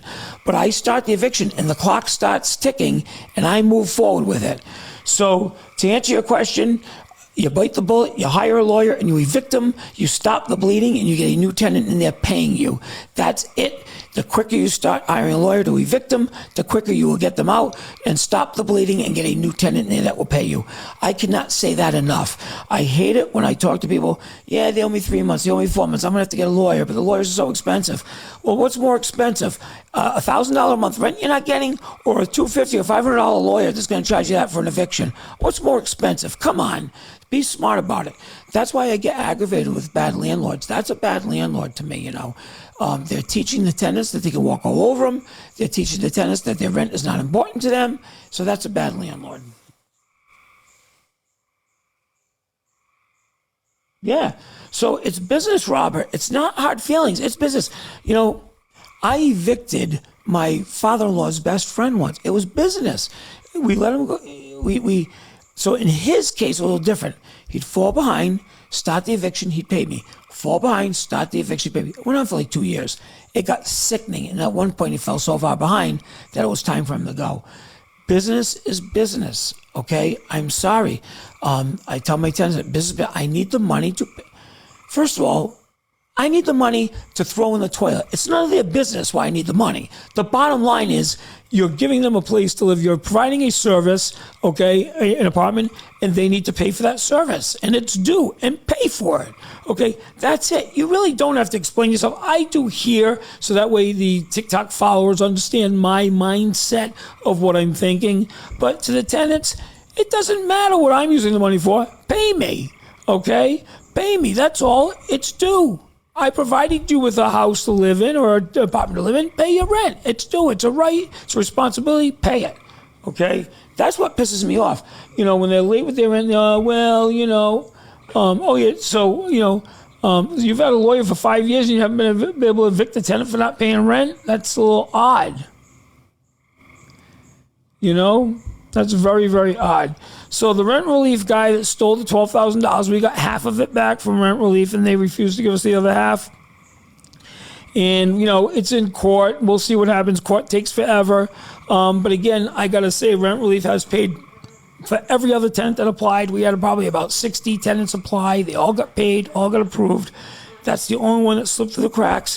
When I say it's the only one, I'm not happy about it. Not happy about $6,000, a lot of friggin' money. I'm pissed off about it. But I have to move on. I move on. I run my business. I guess I can write it off with my taxes because there's a loss. And I will write it off as a business expense because there's a loss. It's unfortunate that took place. You know, I learned a little lesson there. But at the same time, the Judge Van Coogan did me no favors. That asshole sat right in that courtroom and let that guy walk out of the courtroom and not enforce the law. There was a court order in place, and Judge Van Coogan, I don't know if he felt sorry for the guy or he just didn't like my face. I don't know what it was, but he didn't go by the law. There was a court order for him to get my $12,000, and he let the guy walk out of the courtroom. Of course, the guy walked out of the courtroom in 3 months to when he probably was going with drugs because that's what the guy was doing. Meanwhile, Van Coogan got a $3,000 bonus, okay, at work, okay, because he worked during COVID. So he got a $3,000 bonus, okay. Yet I lost $12,000 at that point because he let the guy walk out of the courtroom. And I am not letting Judge Van Coogan live that down. It's all over the internet. It's all over my TikTok. That will be his legacy. His legacy will be that he's a big shot judge who didn't follow the law. He did not follow the law. Now, yes, I could go appeal it to the Supreme Court in Rhode Island, spend $12,000 to get $12,000. Yeah, I could do that. But you know what? I'd rather do it this way. I'd rather use my bully pulpit on TikTok and on YouTube and let people know that Judge Van Coogan is a bum as a judge. He couldn't make it as a lawyer. He had a friend who appointed him as a judge, and that's how come he became a judge. Okay, that's it. That's the bottom line. In Rhode Island, that's what happens. You're not voted, you're not elected to be judges in Rhode Island. You're appointed by getting friends. And he got appointed because he couldn't make it as a lawyer. He was probably losing money as a lawyer. He couldn't make it. And a friend, got him to become a judge. And now he's a judge for life, making bad decisions. Well, in his case, not making any decisions. Because from what I understand, that's what he does. He's the judge who doesn't make decisions. All the lawyers can't stand him. They can't stand going in front of him. And because he's the judge who doesn't make decisions. And, and unfortunately, he does have a boss, but then, the Supreme, I guess the head, whatever they call it, the head judge, whatever, he's busy or she's busy. So, it is what it is. So he's a guy that will slip through the cracks the rest of his life until he retires. And he'll be proud of himself. But you know what? Google him, and people will always find that he's the guy who let the $12,000 drug addict walk out of the courtroom.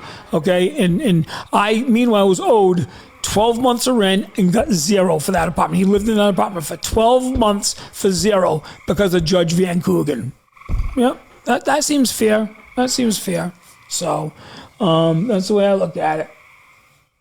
Everywhere there's somebody watching me, you're right. And you know what? I hope there's a clerk or a stenographer or a bailiff or a sheriff that watches me and shares the information with Judge Van Coogan. And let Judge Van Coogan watch my TikToks because he has to face the facts. He has to face the truth. We were in front of him twice. He even forgot from a month ago what took place in his courtroom. He didn't even have the professionalism to go back and look at his own notes that he typed into the computer to see where we were with the case, to see where the kid was, see what he told the kid. He gave the kid like 2 weeks to turn over the check. The kid never turned over the check. We go to court 2 months later. He's like, hey, why are we here? Why are we here? I forget. Well, look in your notes. No, you know what, though? He didn't have to. So that's what happened. So we let him go again. So you know what? He can live with that. I can have my opinion, by the way. He's a public figure. I can have my opinion. That's why I can share this information. But it's public record anyway.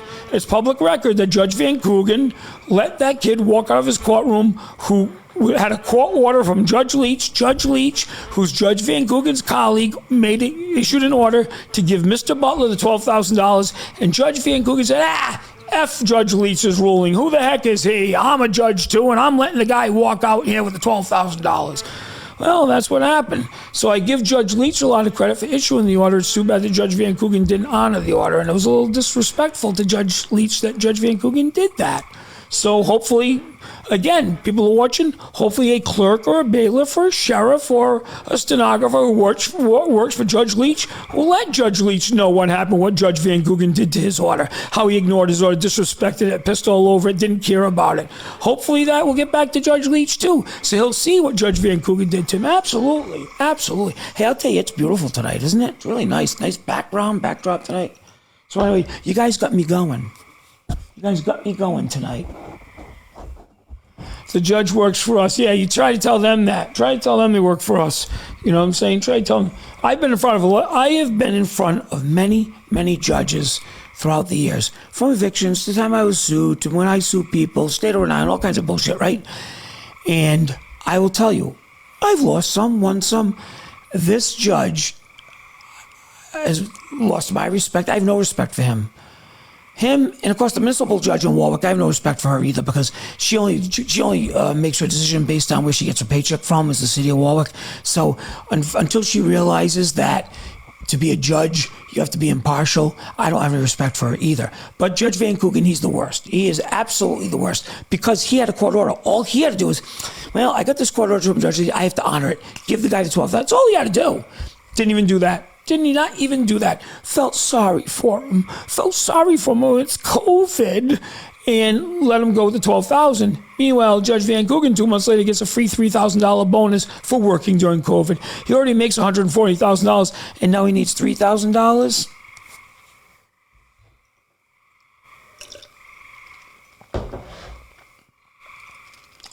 Do I turn red when I get mad? I didn't realize that. Oh, makes money. It's easy to make me turn red. So, you know, so I get going, right? But again, it's funny because I don't get mad. I'm just being passionate about the bullshit that our tax money is paying this guy to sit behind the bench and not do anything, right? It was a waste of money, right? Waste of money. Maybe that should be my name, Jeff, waste of money, right? But no, it is a waste of money. Let's see.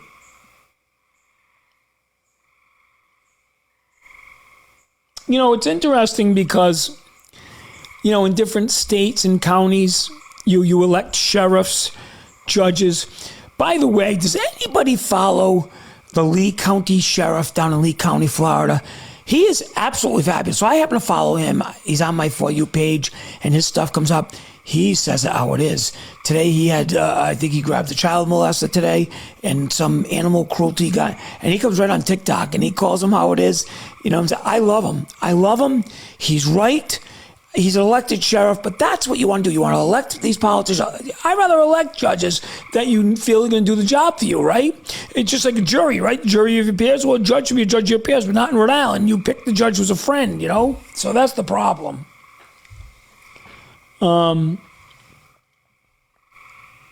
Let's see. Looking at my questions here.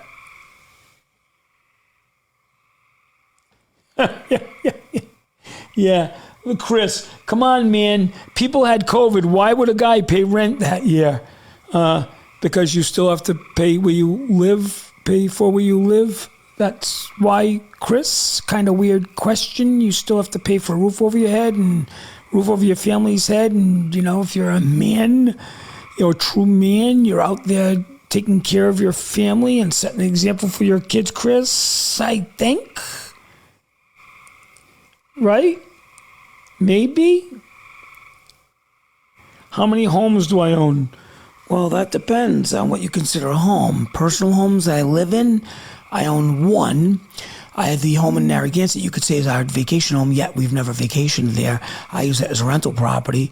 But then separate from that, I own 68 pieces of investment property with my 386 units, commercial and residential units that I rent out. But as far as my personal house, I really only have this one, and then the vacation house is considered a personal house, even though I don't live there. You know, Mr. X-Man, you're right. It sucks. I wish we could stop. So here's the problem with it, right? We're creating a society of freeloaders. How do we stop the downward spiral? Stop it and reverse it, right? start creating a society of workers, of doers, right? How do we do that? I don't know. I don't know the answer to that. It's more of, what's up? What's the breaking news makes money? What's the breaking news? Except, well, I know what the breaking news is, right? But yeah, how do we stop that? How do we stop it? How do we stop the free stuff and stop people from just sitting home and not working to go back to work? Now, I know the rent relief is stopping this month, June, supposedly, though it's going to be a slow process because they're still giving out 3 and 4 and 5 months of rent relief. But once that stops, I have to hope that we will see people forced, whether they like it or not, to go back to work. Now, yeah, they're going to be miserable. Yeah, we're going to go out now to restaurants that have miserable, rotten waitresses. We're going to go out to stores that have miserable clerks. Well, I'm here when I could have been at home playing video games and getting government money. So, yeah, we're going to have that for a while, too. So don't think that this is the beginning and end. All we're doing now is going to be changing, okay? Right now, we go to the store, we get bad service because there's not enough help. Now we're going to go to the store. There'll be plenty of help, but they're going to all be miserable, rotten because they're working when they could have been at home. So don't think that it's all going to be fun and games, okay? And I'm not being a negative Nelly. I'm just telling you that's my prediction, you know? Student loans are a huge problem. So Mr. X-Man, same thing with my wife. My wife had $80,000 in student loans and struggled for 16 years to pay them off. Just paid them off about a year ago. And now what are they going to do? Stop forgiving student loans? Is that fair to the people like you and her that worked their asses off? Yeah, the Belmont's this weekend. I'm excited about it. So is that fair to the people that have the student loans, that borrow the money, that work hard to pay their bills? No, it's not fair. And that's why it's bullshit. It's bullshit. The freebies, the free this, the free that. And what happens is, the freeness of the freebies are helping those people, and it's hurting the good working hard people. It hurts their motivation, their attitude, their psyche, because they're the ones who've been working hard, and they get nothing for it. Nothing for it. And look what's happening now. Look what's happening for it, right? Rich Strike, I know. Believe me. I'm gonna bet on him. I bet on the last time he did well for me. So Rich Strike is getting my bet, even if he loses. He deserves my bet. They got to limit the free. Listen, as far as I'm concerned, I know a lot of people. Listen, I might lose about, how many followers do I have? 205,000? I'm going to lose 206,000 followers right now. When I say, what I think they should do is knock everybody off the unemployment. Okay? Just knock them off. Force everybody else to go get jobs. Just force it. Force people to go get jobs. Okay? I'm sorry. It's the way I feel. And then start going after the people that have the fake SSI claims and the fake, the problem with that is this. Let's go back 50 years to shame, family shame, pride. Where's the pride? I'm proud of the job I did today. I'm proud I went to work today and worked hard and did a good job. Even though the job sucks, I do it, it's a shitty job. I'm proud of the fact that I was productive. We don't even have that anymore. I'm proud that I was able to use my EBT card today. I don't know. I'm proud that I was able to scam the government out of some free money. I mean, I just feel like it's, there are people that deserve it, and the good people that deserve it ruin it because of the bad people that don't deserve it. So I will say that. There are really good people that want to work. Listen, my attitude changed a lot over the last few months because I had this back pain and this leg pain, and I couldn't go to work when I wanted to. And I know there are a lot of people there that would love to go to work that just can't, and they are forced into SSI and assistance. They're the good people that deserve it. And you get the bad people that pretend to take, and they take the money, and that's what the flaw is in the system, and that's what's unfortunate. There's a lot of good people. There's a lot of bad people that ruin it for them.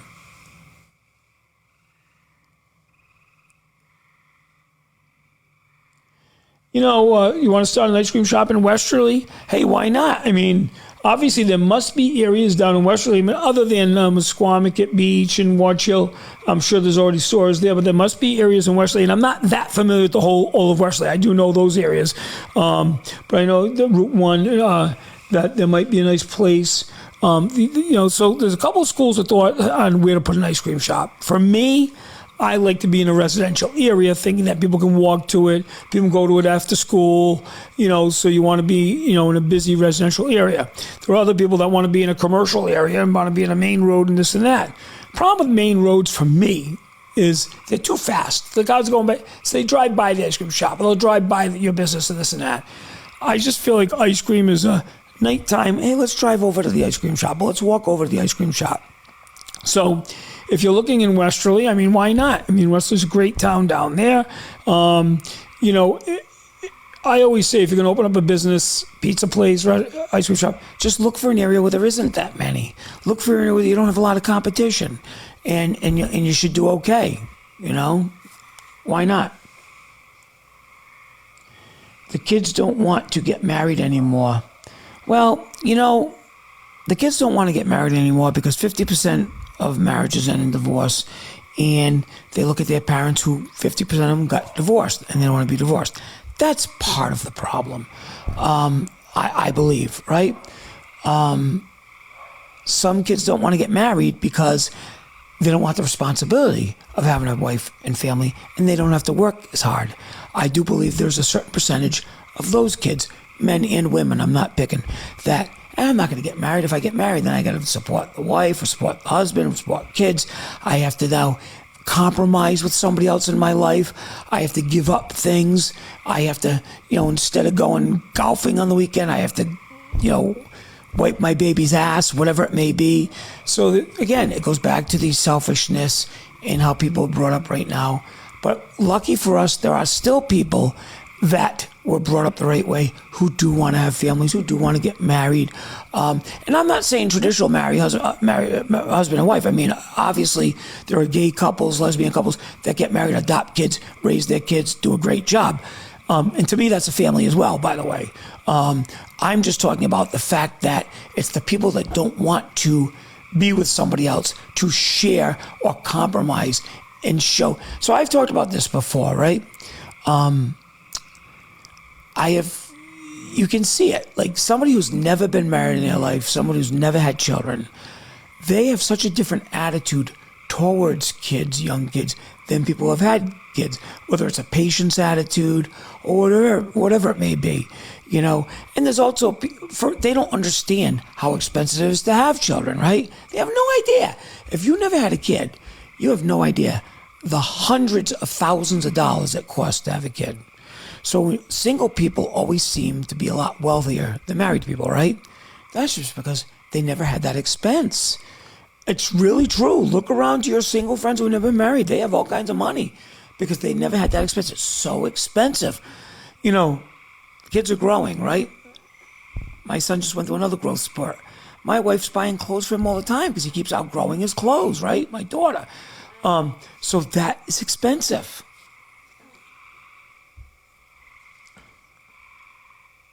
Yeah, it is all about the velvet glove. You're right. So hey, Brian might be marching. I don't know.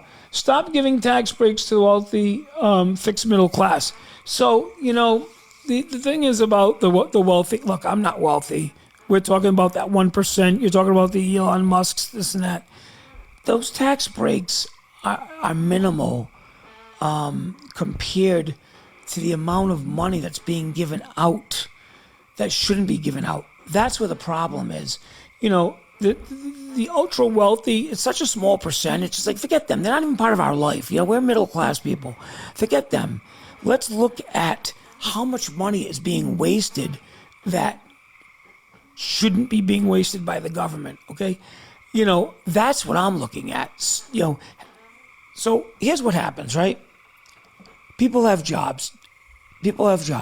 They make more money with their jobs. It gives them expendable money to go out and spend on other things, right? Money to go out and buy things and spend money. The people that are on, say, welfare or Social Security or SSI, whatever you want to call it, unemployment, it's a limited amount of money. It's enough money for them to survive. It's not anything for them to get ahead. It's just enough money for them to survive. But think about if they were out making $1,000 a week, $1,500 a week, whatever it is, $1,200 a week, right? $30 an hour. out making a legitimate living. Now they have enough money to survive, and they have expendable money that they're putting back into the community, spending at restaurants, spending at stores. Now that's what keeps the economy going. That gives the stores more money to pay their help. That gives us, right? That's how it works. So that's why I'm a little frustrated. I think we need to get people out and working again and get the money back into the community and into the economy. So that way there is money to be spent and shared in the economy. Okay? People can go out to restaurants again. People can go out shopping. That's how you stimulate the economy, not by just paying people to stay at home. That will never stimulate the economy. It's a shame. So that's the way you have to look at it.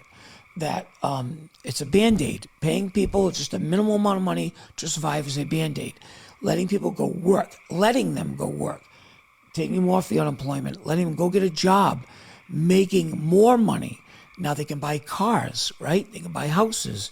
I mean, big ticket items. That's what stimulates the economy. That's the only way the economy will get going again, is by those people having jobs, making money, and spending it outside. That's it. That's it. There's no other ifs, ands, or buts about it. It's not like they're going to get paid unemployment $1,000 a week, $2,000 a week. So that's never going to happen. So if we want to get this economy going, they have to get out working.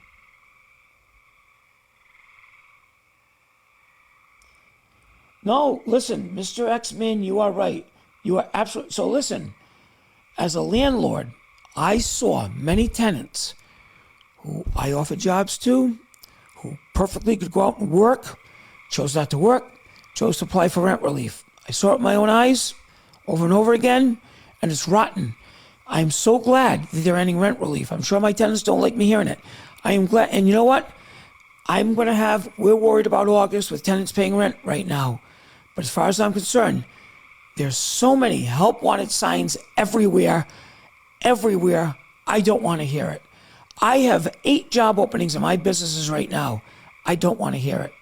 You're talking to the wrong person. Get them off rent relief, get them off unemployment, get them out working, pay them a little bit more so they'll want to work, okay? I agree with that. Pay them a little bit more so they want to work. And then we get the economy going again.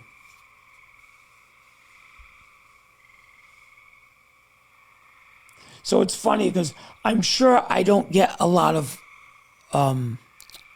people that agree with me, and that's okay.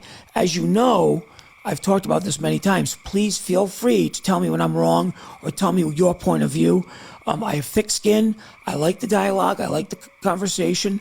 I can have my opinion. You can have your opinion. We can respect each other's opinion like adults. I'm just telling you how I feel. I feel like on one hand, the people that are at home right now that don't want to work, one of the reasons might be is they don't feel they're getting paid enough for what they're worth, their value. And that could be a valid point. And that's why when I interview people, I love to talk about what they do, their skill set, what they can do, because I want to pay people what they feel they are worth. And I know a lot of employers don't feel that way. A lot of people don't feel that way, but I do. And I can only speak for myself. But again, there are a lot of people that don't want to go work until they get paid for what they feel like they're worth. But you know what? Why not get out there and start? And you know what? In that case, maybe you do some job jumping. Get out there, get a job, get off the unemployment, get off the rent relief, get a job, start working, and then build up to where you feel like you should be, what you should be making. People that won't live paycheck to paycheck are now, so they live for now, living paycheck to paycheck.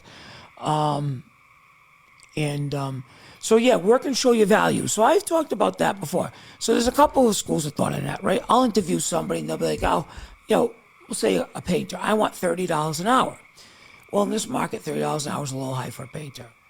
But if they say to me they want $30 an hour, I say, I'm not going to give you $30 an hour. Tell me what other skills you have. What else can you bring to the table so I can justify paying you $30 an hour? You know what I'm saying? Can you change light bulbs? Can you change smoke detectors? Can you change light fixtures? Can you do some maintenance things, or are you just a painter and that's it? So I try to extrapolate the information from them, drag it out and what else they can do. So, because people want to make more money, but you know what? You've got to, unfortunately in this day and age, there's a lot of people out there that want to make a lot of money, and somebody might do more than you and offer more than you. You just got to bite the bullet. this pride thing of, well, you don't want to pay me. Nope, I get 30 an hour, and that's it. I'm a patron, that's it. Too bad. That's a problem, okay? That's a problem. You have to do what you can do to make money, prove yourself, show what you're worth, and then you'll make the money. The sun is too dark? What does that mean? The sun went out? The sun too dark.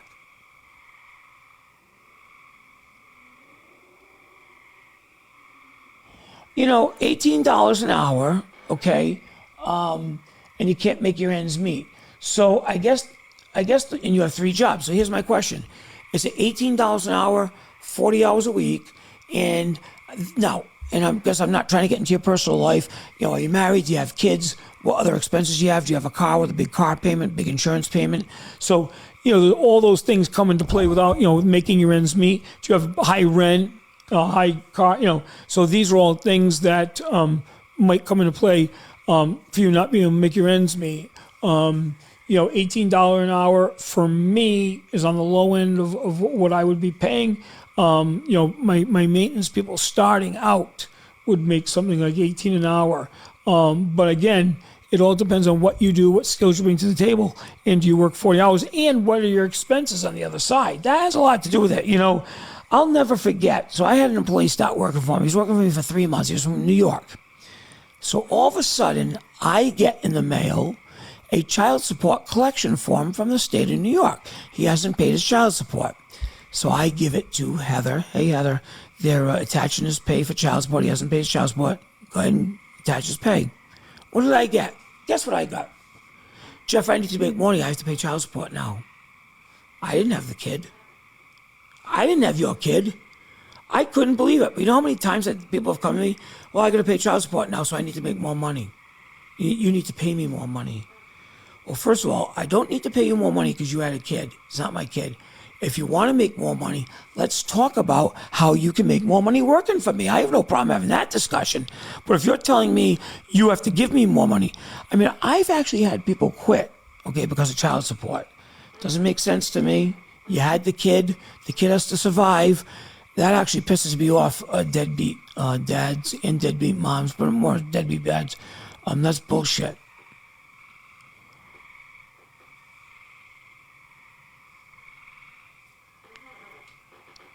How do you, oh shoot, I bumped it. How do I avoid eating at the ice cream shop all the time and not get fat? Well, that's a tough one. That's a tough one.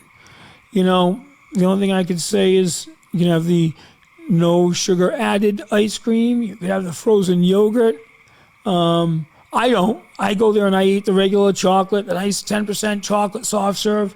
I like my peppermint stick. But I don't eat a lot of ice cream. I go to the ice cream shop maybe once a week, believe it or not.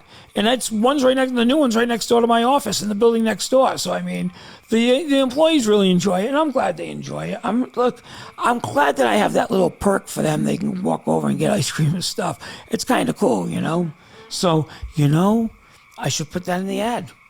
Come work for us, free ice cream. I didn't even think of it. You just gave me an idea. Another good idea from TikTok.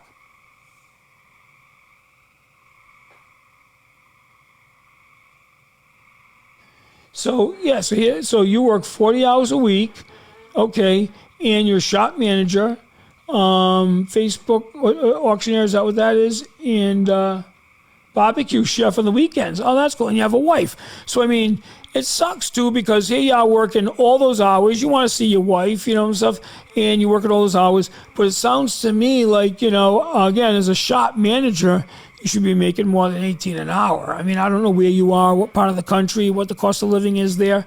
Seems as a manager, it's a little low to me, being a manager, Hey, Grix, 35, how you doing? Your stepchild who's 21 years old, is he a financial burden or is he a financial help? That's an interesting one. So, I've been doing good in New York State.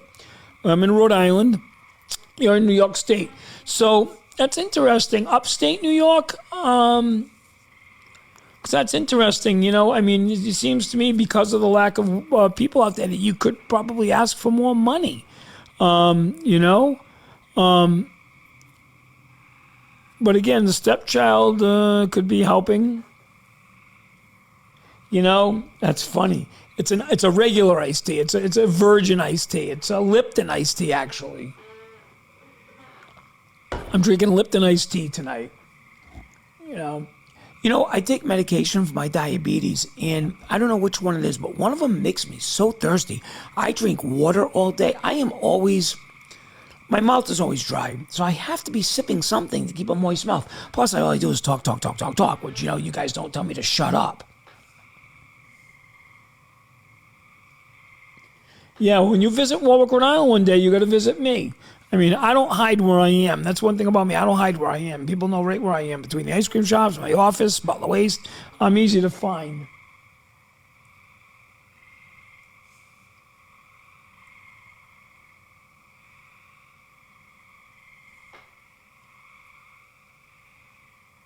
So, you know, it's interesting because I bought a Jeep yesterday. I was talking about this earlier on my TikTok. I bought a Jeep yesterday. So I bought it. There's not a lot of new cars out there, as you know. It's a brand new Jeep Wrangler 2-door, 6-cylinder, hardtop. And it was a very specific Jeep I wanted. I didn't want the 4-door. I wanted the 2-door. And so I bought it at this dealer, Central, in Raynham, Mass. And I was talking to one of the gentlemen there who's an investor, and he happens to buy all in Massachusetts because he saw my portfolio investments.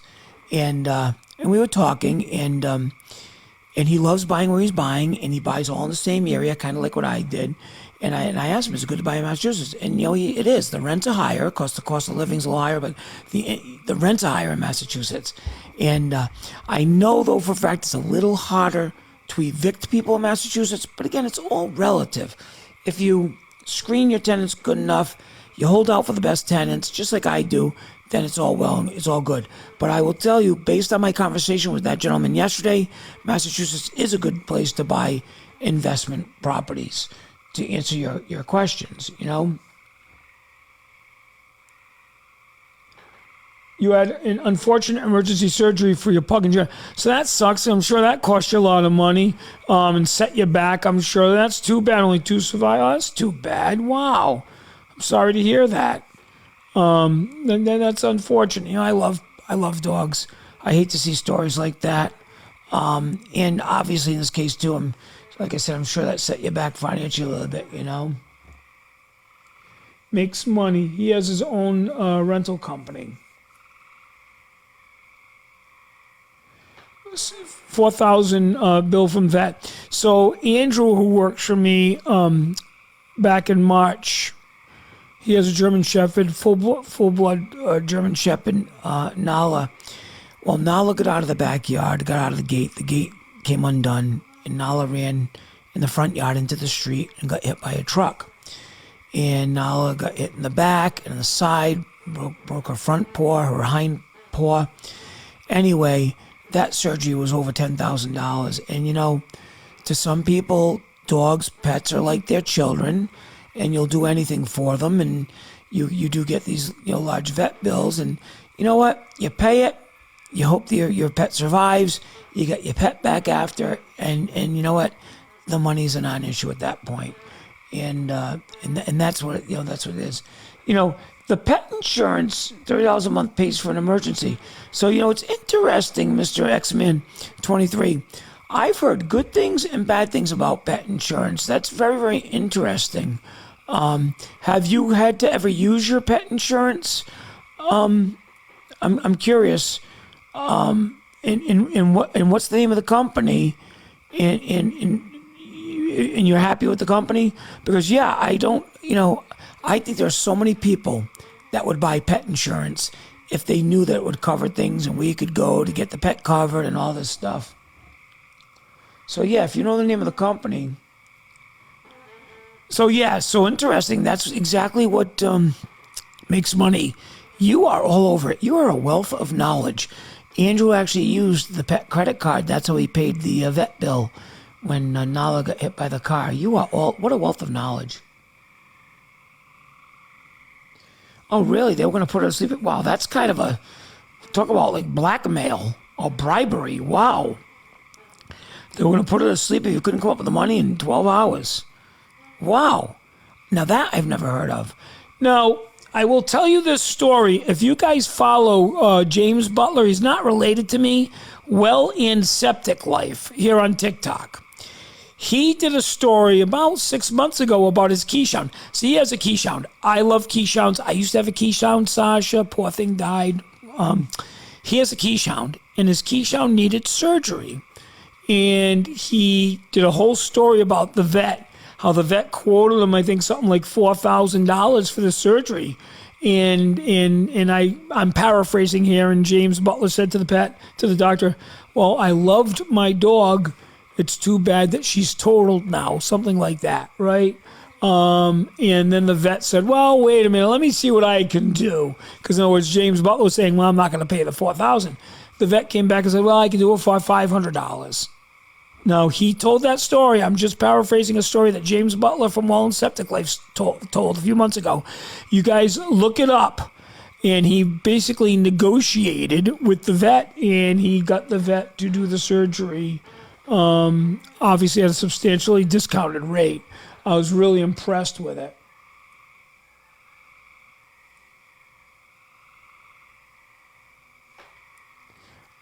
Scratch Pay and Care Credit, is that the name of it?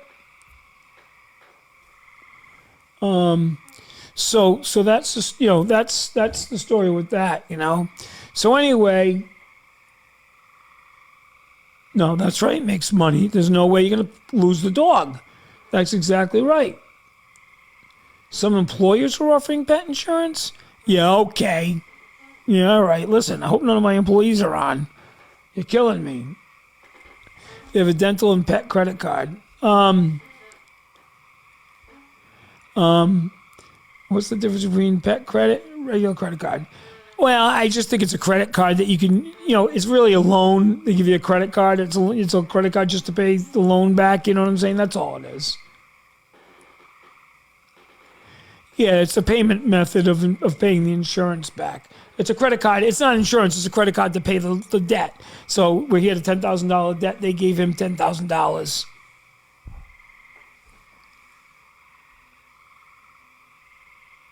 Oops. So that's the story with that.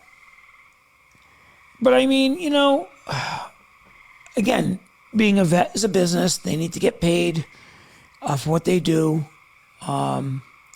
And sometimes, we're lucky in Rhode Island. When I say lucky, we do have a couple of good emergency pet hospitals 24 hours a day that you can bring your vet to and bring your dog to 24 hours a day.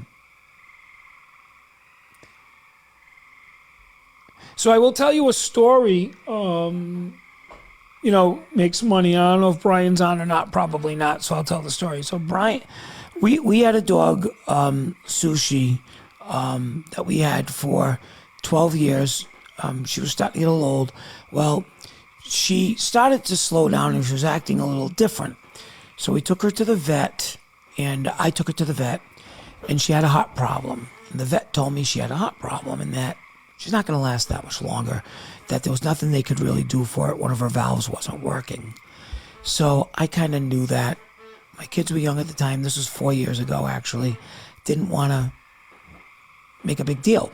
So I brought her home, and they gave her. He did give her medication to make her feel more comfortable, and she was acting okay. But I knew again, didn't know how long, but didn't have much time. So we were going on vacation. So Brian house sits when we go on vacation. So I told Brian that Sushi was sick. I didn't know how long, what's going on, blah, blah, blah. So now we went on vacation to Las Vegas. This was just before COVID. I've talked about this. So we were in Vegas. Me, my wife, and my kids were in Vegas. And Brian calls me up at 4 o'clock in the morning in Vegas. He says, Jeff, I got some bad news. Sushi died. So he was all nervous. He didn't know what to do. So I said, Brian, don't worry about it. Calm down. So I knew what to do because Sasha, my Keyshawn, had died from cancer a few years before that. So I said, Brian, don't worry about it. I'm going to call Andrew because you're going to need help, and I'll tell you what to do. So I did. I called Andrew, asked him to go help Brian, and they took the dog to there's an emergency vet near a 24-hour vet. That the vet can't do anything, but they take the dog in, and they'll take care of cremation, or if you're going to bury it, whatever. They'll take care of all the stuff. It takes the dog off your hands. So I said, Brian, you're going to take the dog here. Here's my credit card. Just pay for it. Don't worry about it. And I know the dog was my wife's dog, so that was the problem. Telling them. So I woke her up and told her, I said, don't wake up the kids, wait till the kids wake up. We'll tell the kids. So we did. On one hand, I'm glad it happened the way it did because they weren't there to see the dog. So they were able to this was the second day of our vacation. They were able to process it. We were on vacation, have the distraction. And then when we came home, we had a little funeral, and actually, Sushi's buried in the yard here next to Sasha. So we have little graves for them, and we have little stones for them. We cremated them. But that's what happened. And then we told the kids, it was a bad couple of days. Really, it was worse for my wife because she was really close to Sushi. So then we came home, had a couple of months, and my wife kind of really wanted to get another dog. And I said, if we're going to get another dog, the only thing I always felt bad about Sushi and Sasha, never had a playmate, never had a friend, never had anybody during the day when we were at work, school. I said, if we're going to get another dog, we really should get two. So that way they have somebody to play with during the day. But we only ended up getting one. We picked out one. Now, we picked out one thinking, you know what? We have to house train this dog, potty train the dog, this and that. And then the kids were going back to school because vacation was going to be over. So we bought the one. And I figured eventually we'll get another one. But then COVID hit. When COVID hit, the kids were homeschooled, staying home all day. I found out they were going to be home all day. I thought, okay, great opportunity. I knew that at that time we had already gotten Bailey. Bentley was still at the pet shop. And I went and got Bentley. So Bailey and Bentley are brothers. We have both brothers. That's how we got them. We only got one up front. I was only going to get one. But then COVID hit, and it was a great opportunity to have them both because I knew the kids would be home. Well, I knew the kids would be home. I thought they would potty train and house train the dog. But the kids were home anyway, and I potty trained and house trained the dogs somewhat. I was so happy. I house trained my dog Sasha in like a week. It was great. Sushi, I house trained him in a week. Great.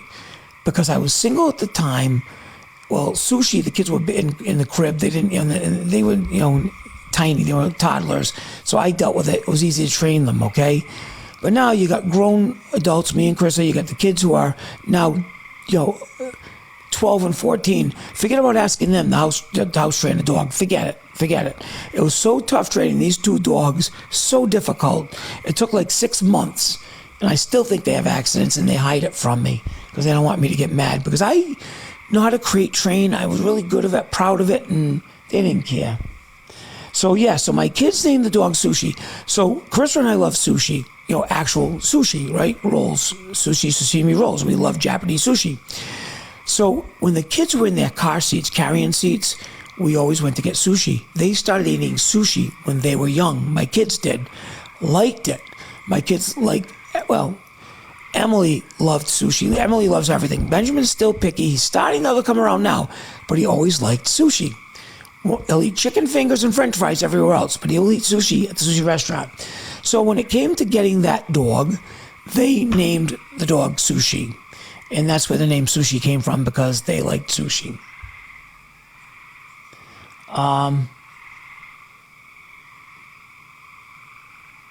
Dog insurance name is Fetch. All right, so everybody look up Fetch dog insurance. See, this is really cool. When things like this happen on my TikTok, I really think it's cool where people are sharing information and people learning from each other because, pets in general are people's best friends. And like I said, they're like kids to them. So whenever we can share information like this, the insurance, the card, and help people, listen, there's nothing better than that. It makes me feel good because I feel like, look, people came on my TikTok to hear my boring stories, but now we're actually getting real information from people that's valuable, right? So that's cool. No, I believe you. I believe you. You know, makes money. You're wrong. It's 1, 2, 3, 4, 5, 6. You forgot the 6. Yeah, that's funny.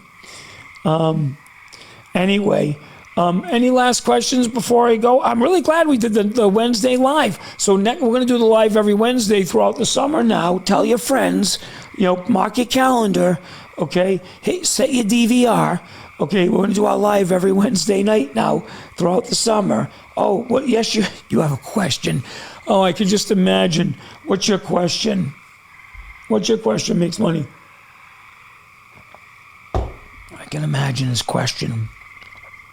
If you guys don't realize, Makes Money and I never knew each other before TikTok. He is a follower. He became a moderator on my lives, and we've become friends and very good friends. When I was in the hospital, he actually called the hospital, asked what room I was in. They put him through to me, and we talked for the first time when I was in the hospital back in whenever that was, January, I think. Hey, thank you, fans, for following me. Thank you for watching my TikTok lives. By the way, all my TikTok lives I put on my YouTube channel, Jeff Never Had Job Security. I put the whole thing on there, so I'll upload this later tonight. So if you want to watch it, I always upload it around 11 o'clock at night, so if people have trouble sleeping, they can watch my TikTok live. I tell that joke every time. It always gets a laugh, I think. But I always put them up around 11 o'clock. Yeah, Pat's fan. That's great. I'm gonna have to tell Brian that. Where is Pat's fan? But I do put my TikTok, the whole things, my lives on my YouTube channel, Jeff Never Had Job Security. That way you can watch them later on if he came on late or whatever. Hey, okay. Oh, he's still in Vermont. Wow, that's a long one. So if you want to watch my lives, go on to YouTube, watch the lives, and I'm going to start doing, I figured he probably hates it. Who wants to be in Vermont? Sorry, Vermont. Vermont's very nice, especially this time of year. I love Vermont. That should be my slogan. I love Vermont. No, well, there's not much up there at all in Vermont. There's not much in Vermont. It's spread out. There are beautiful places. Stowe, beautiful. My brother used to own a villa right on the mountain in Stowe, right across from the Von Trapps, and so it's beautiful. I used to love going to visit him up there, up in Stowe, and so getting back to my so if you like me, obviously click a like. If you hate me, click the hate button. I think there's a hate button on mine. Of course, if you want to follow me, tell your friends all about me. That's why we're leaving now for the game. But again, I want to spend some time with my lovely wife. Hey, by the way, quick thing. Did you ever watch Wheel of Fortune at the very beginning when each person introduces themselves? I'm married to my wonderful, lovely wife. They probably got in a fight the night before, right? But they all do it. And I'm married to my wonderful, lovely husband of 2 months. You know what I'm saying? And they do it all the time on Wheel of Fortune, every single night. And it makes me laugh, But anyway, I appreciate everybody following me, liking me, coming on to the live tonight, sharing the information. I think it's cool that we all share information with each other, and I welcome information because I'm not all-knowing, and I hope everybody enjoys what I have to say, what I have to share. If you do have a question and we missed it tonight, send it to me on one of my TikTok videos. If it shows up, TikTok I think is blocking me here and there.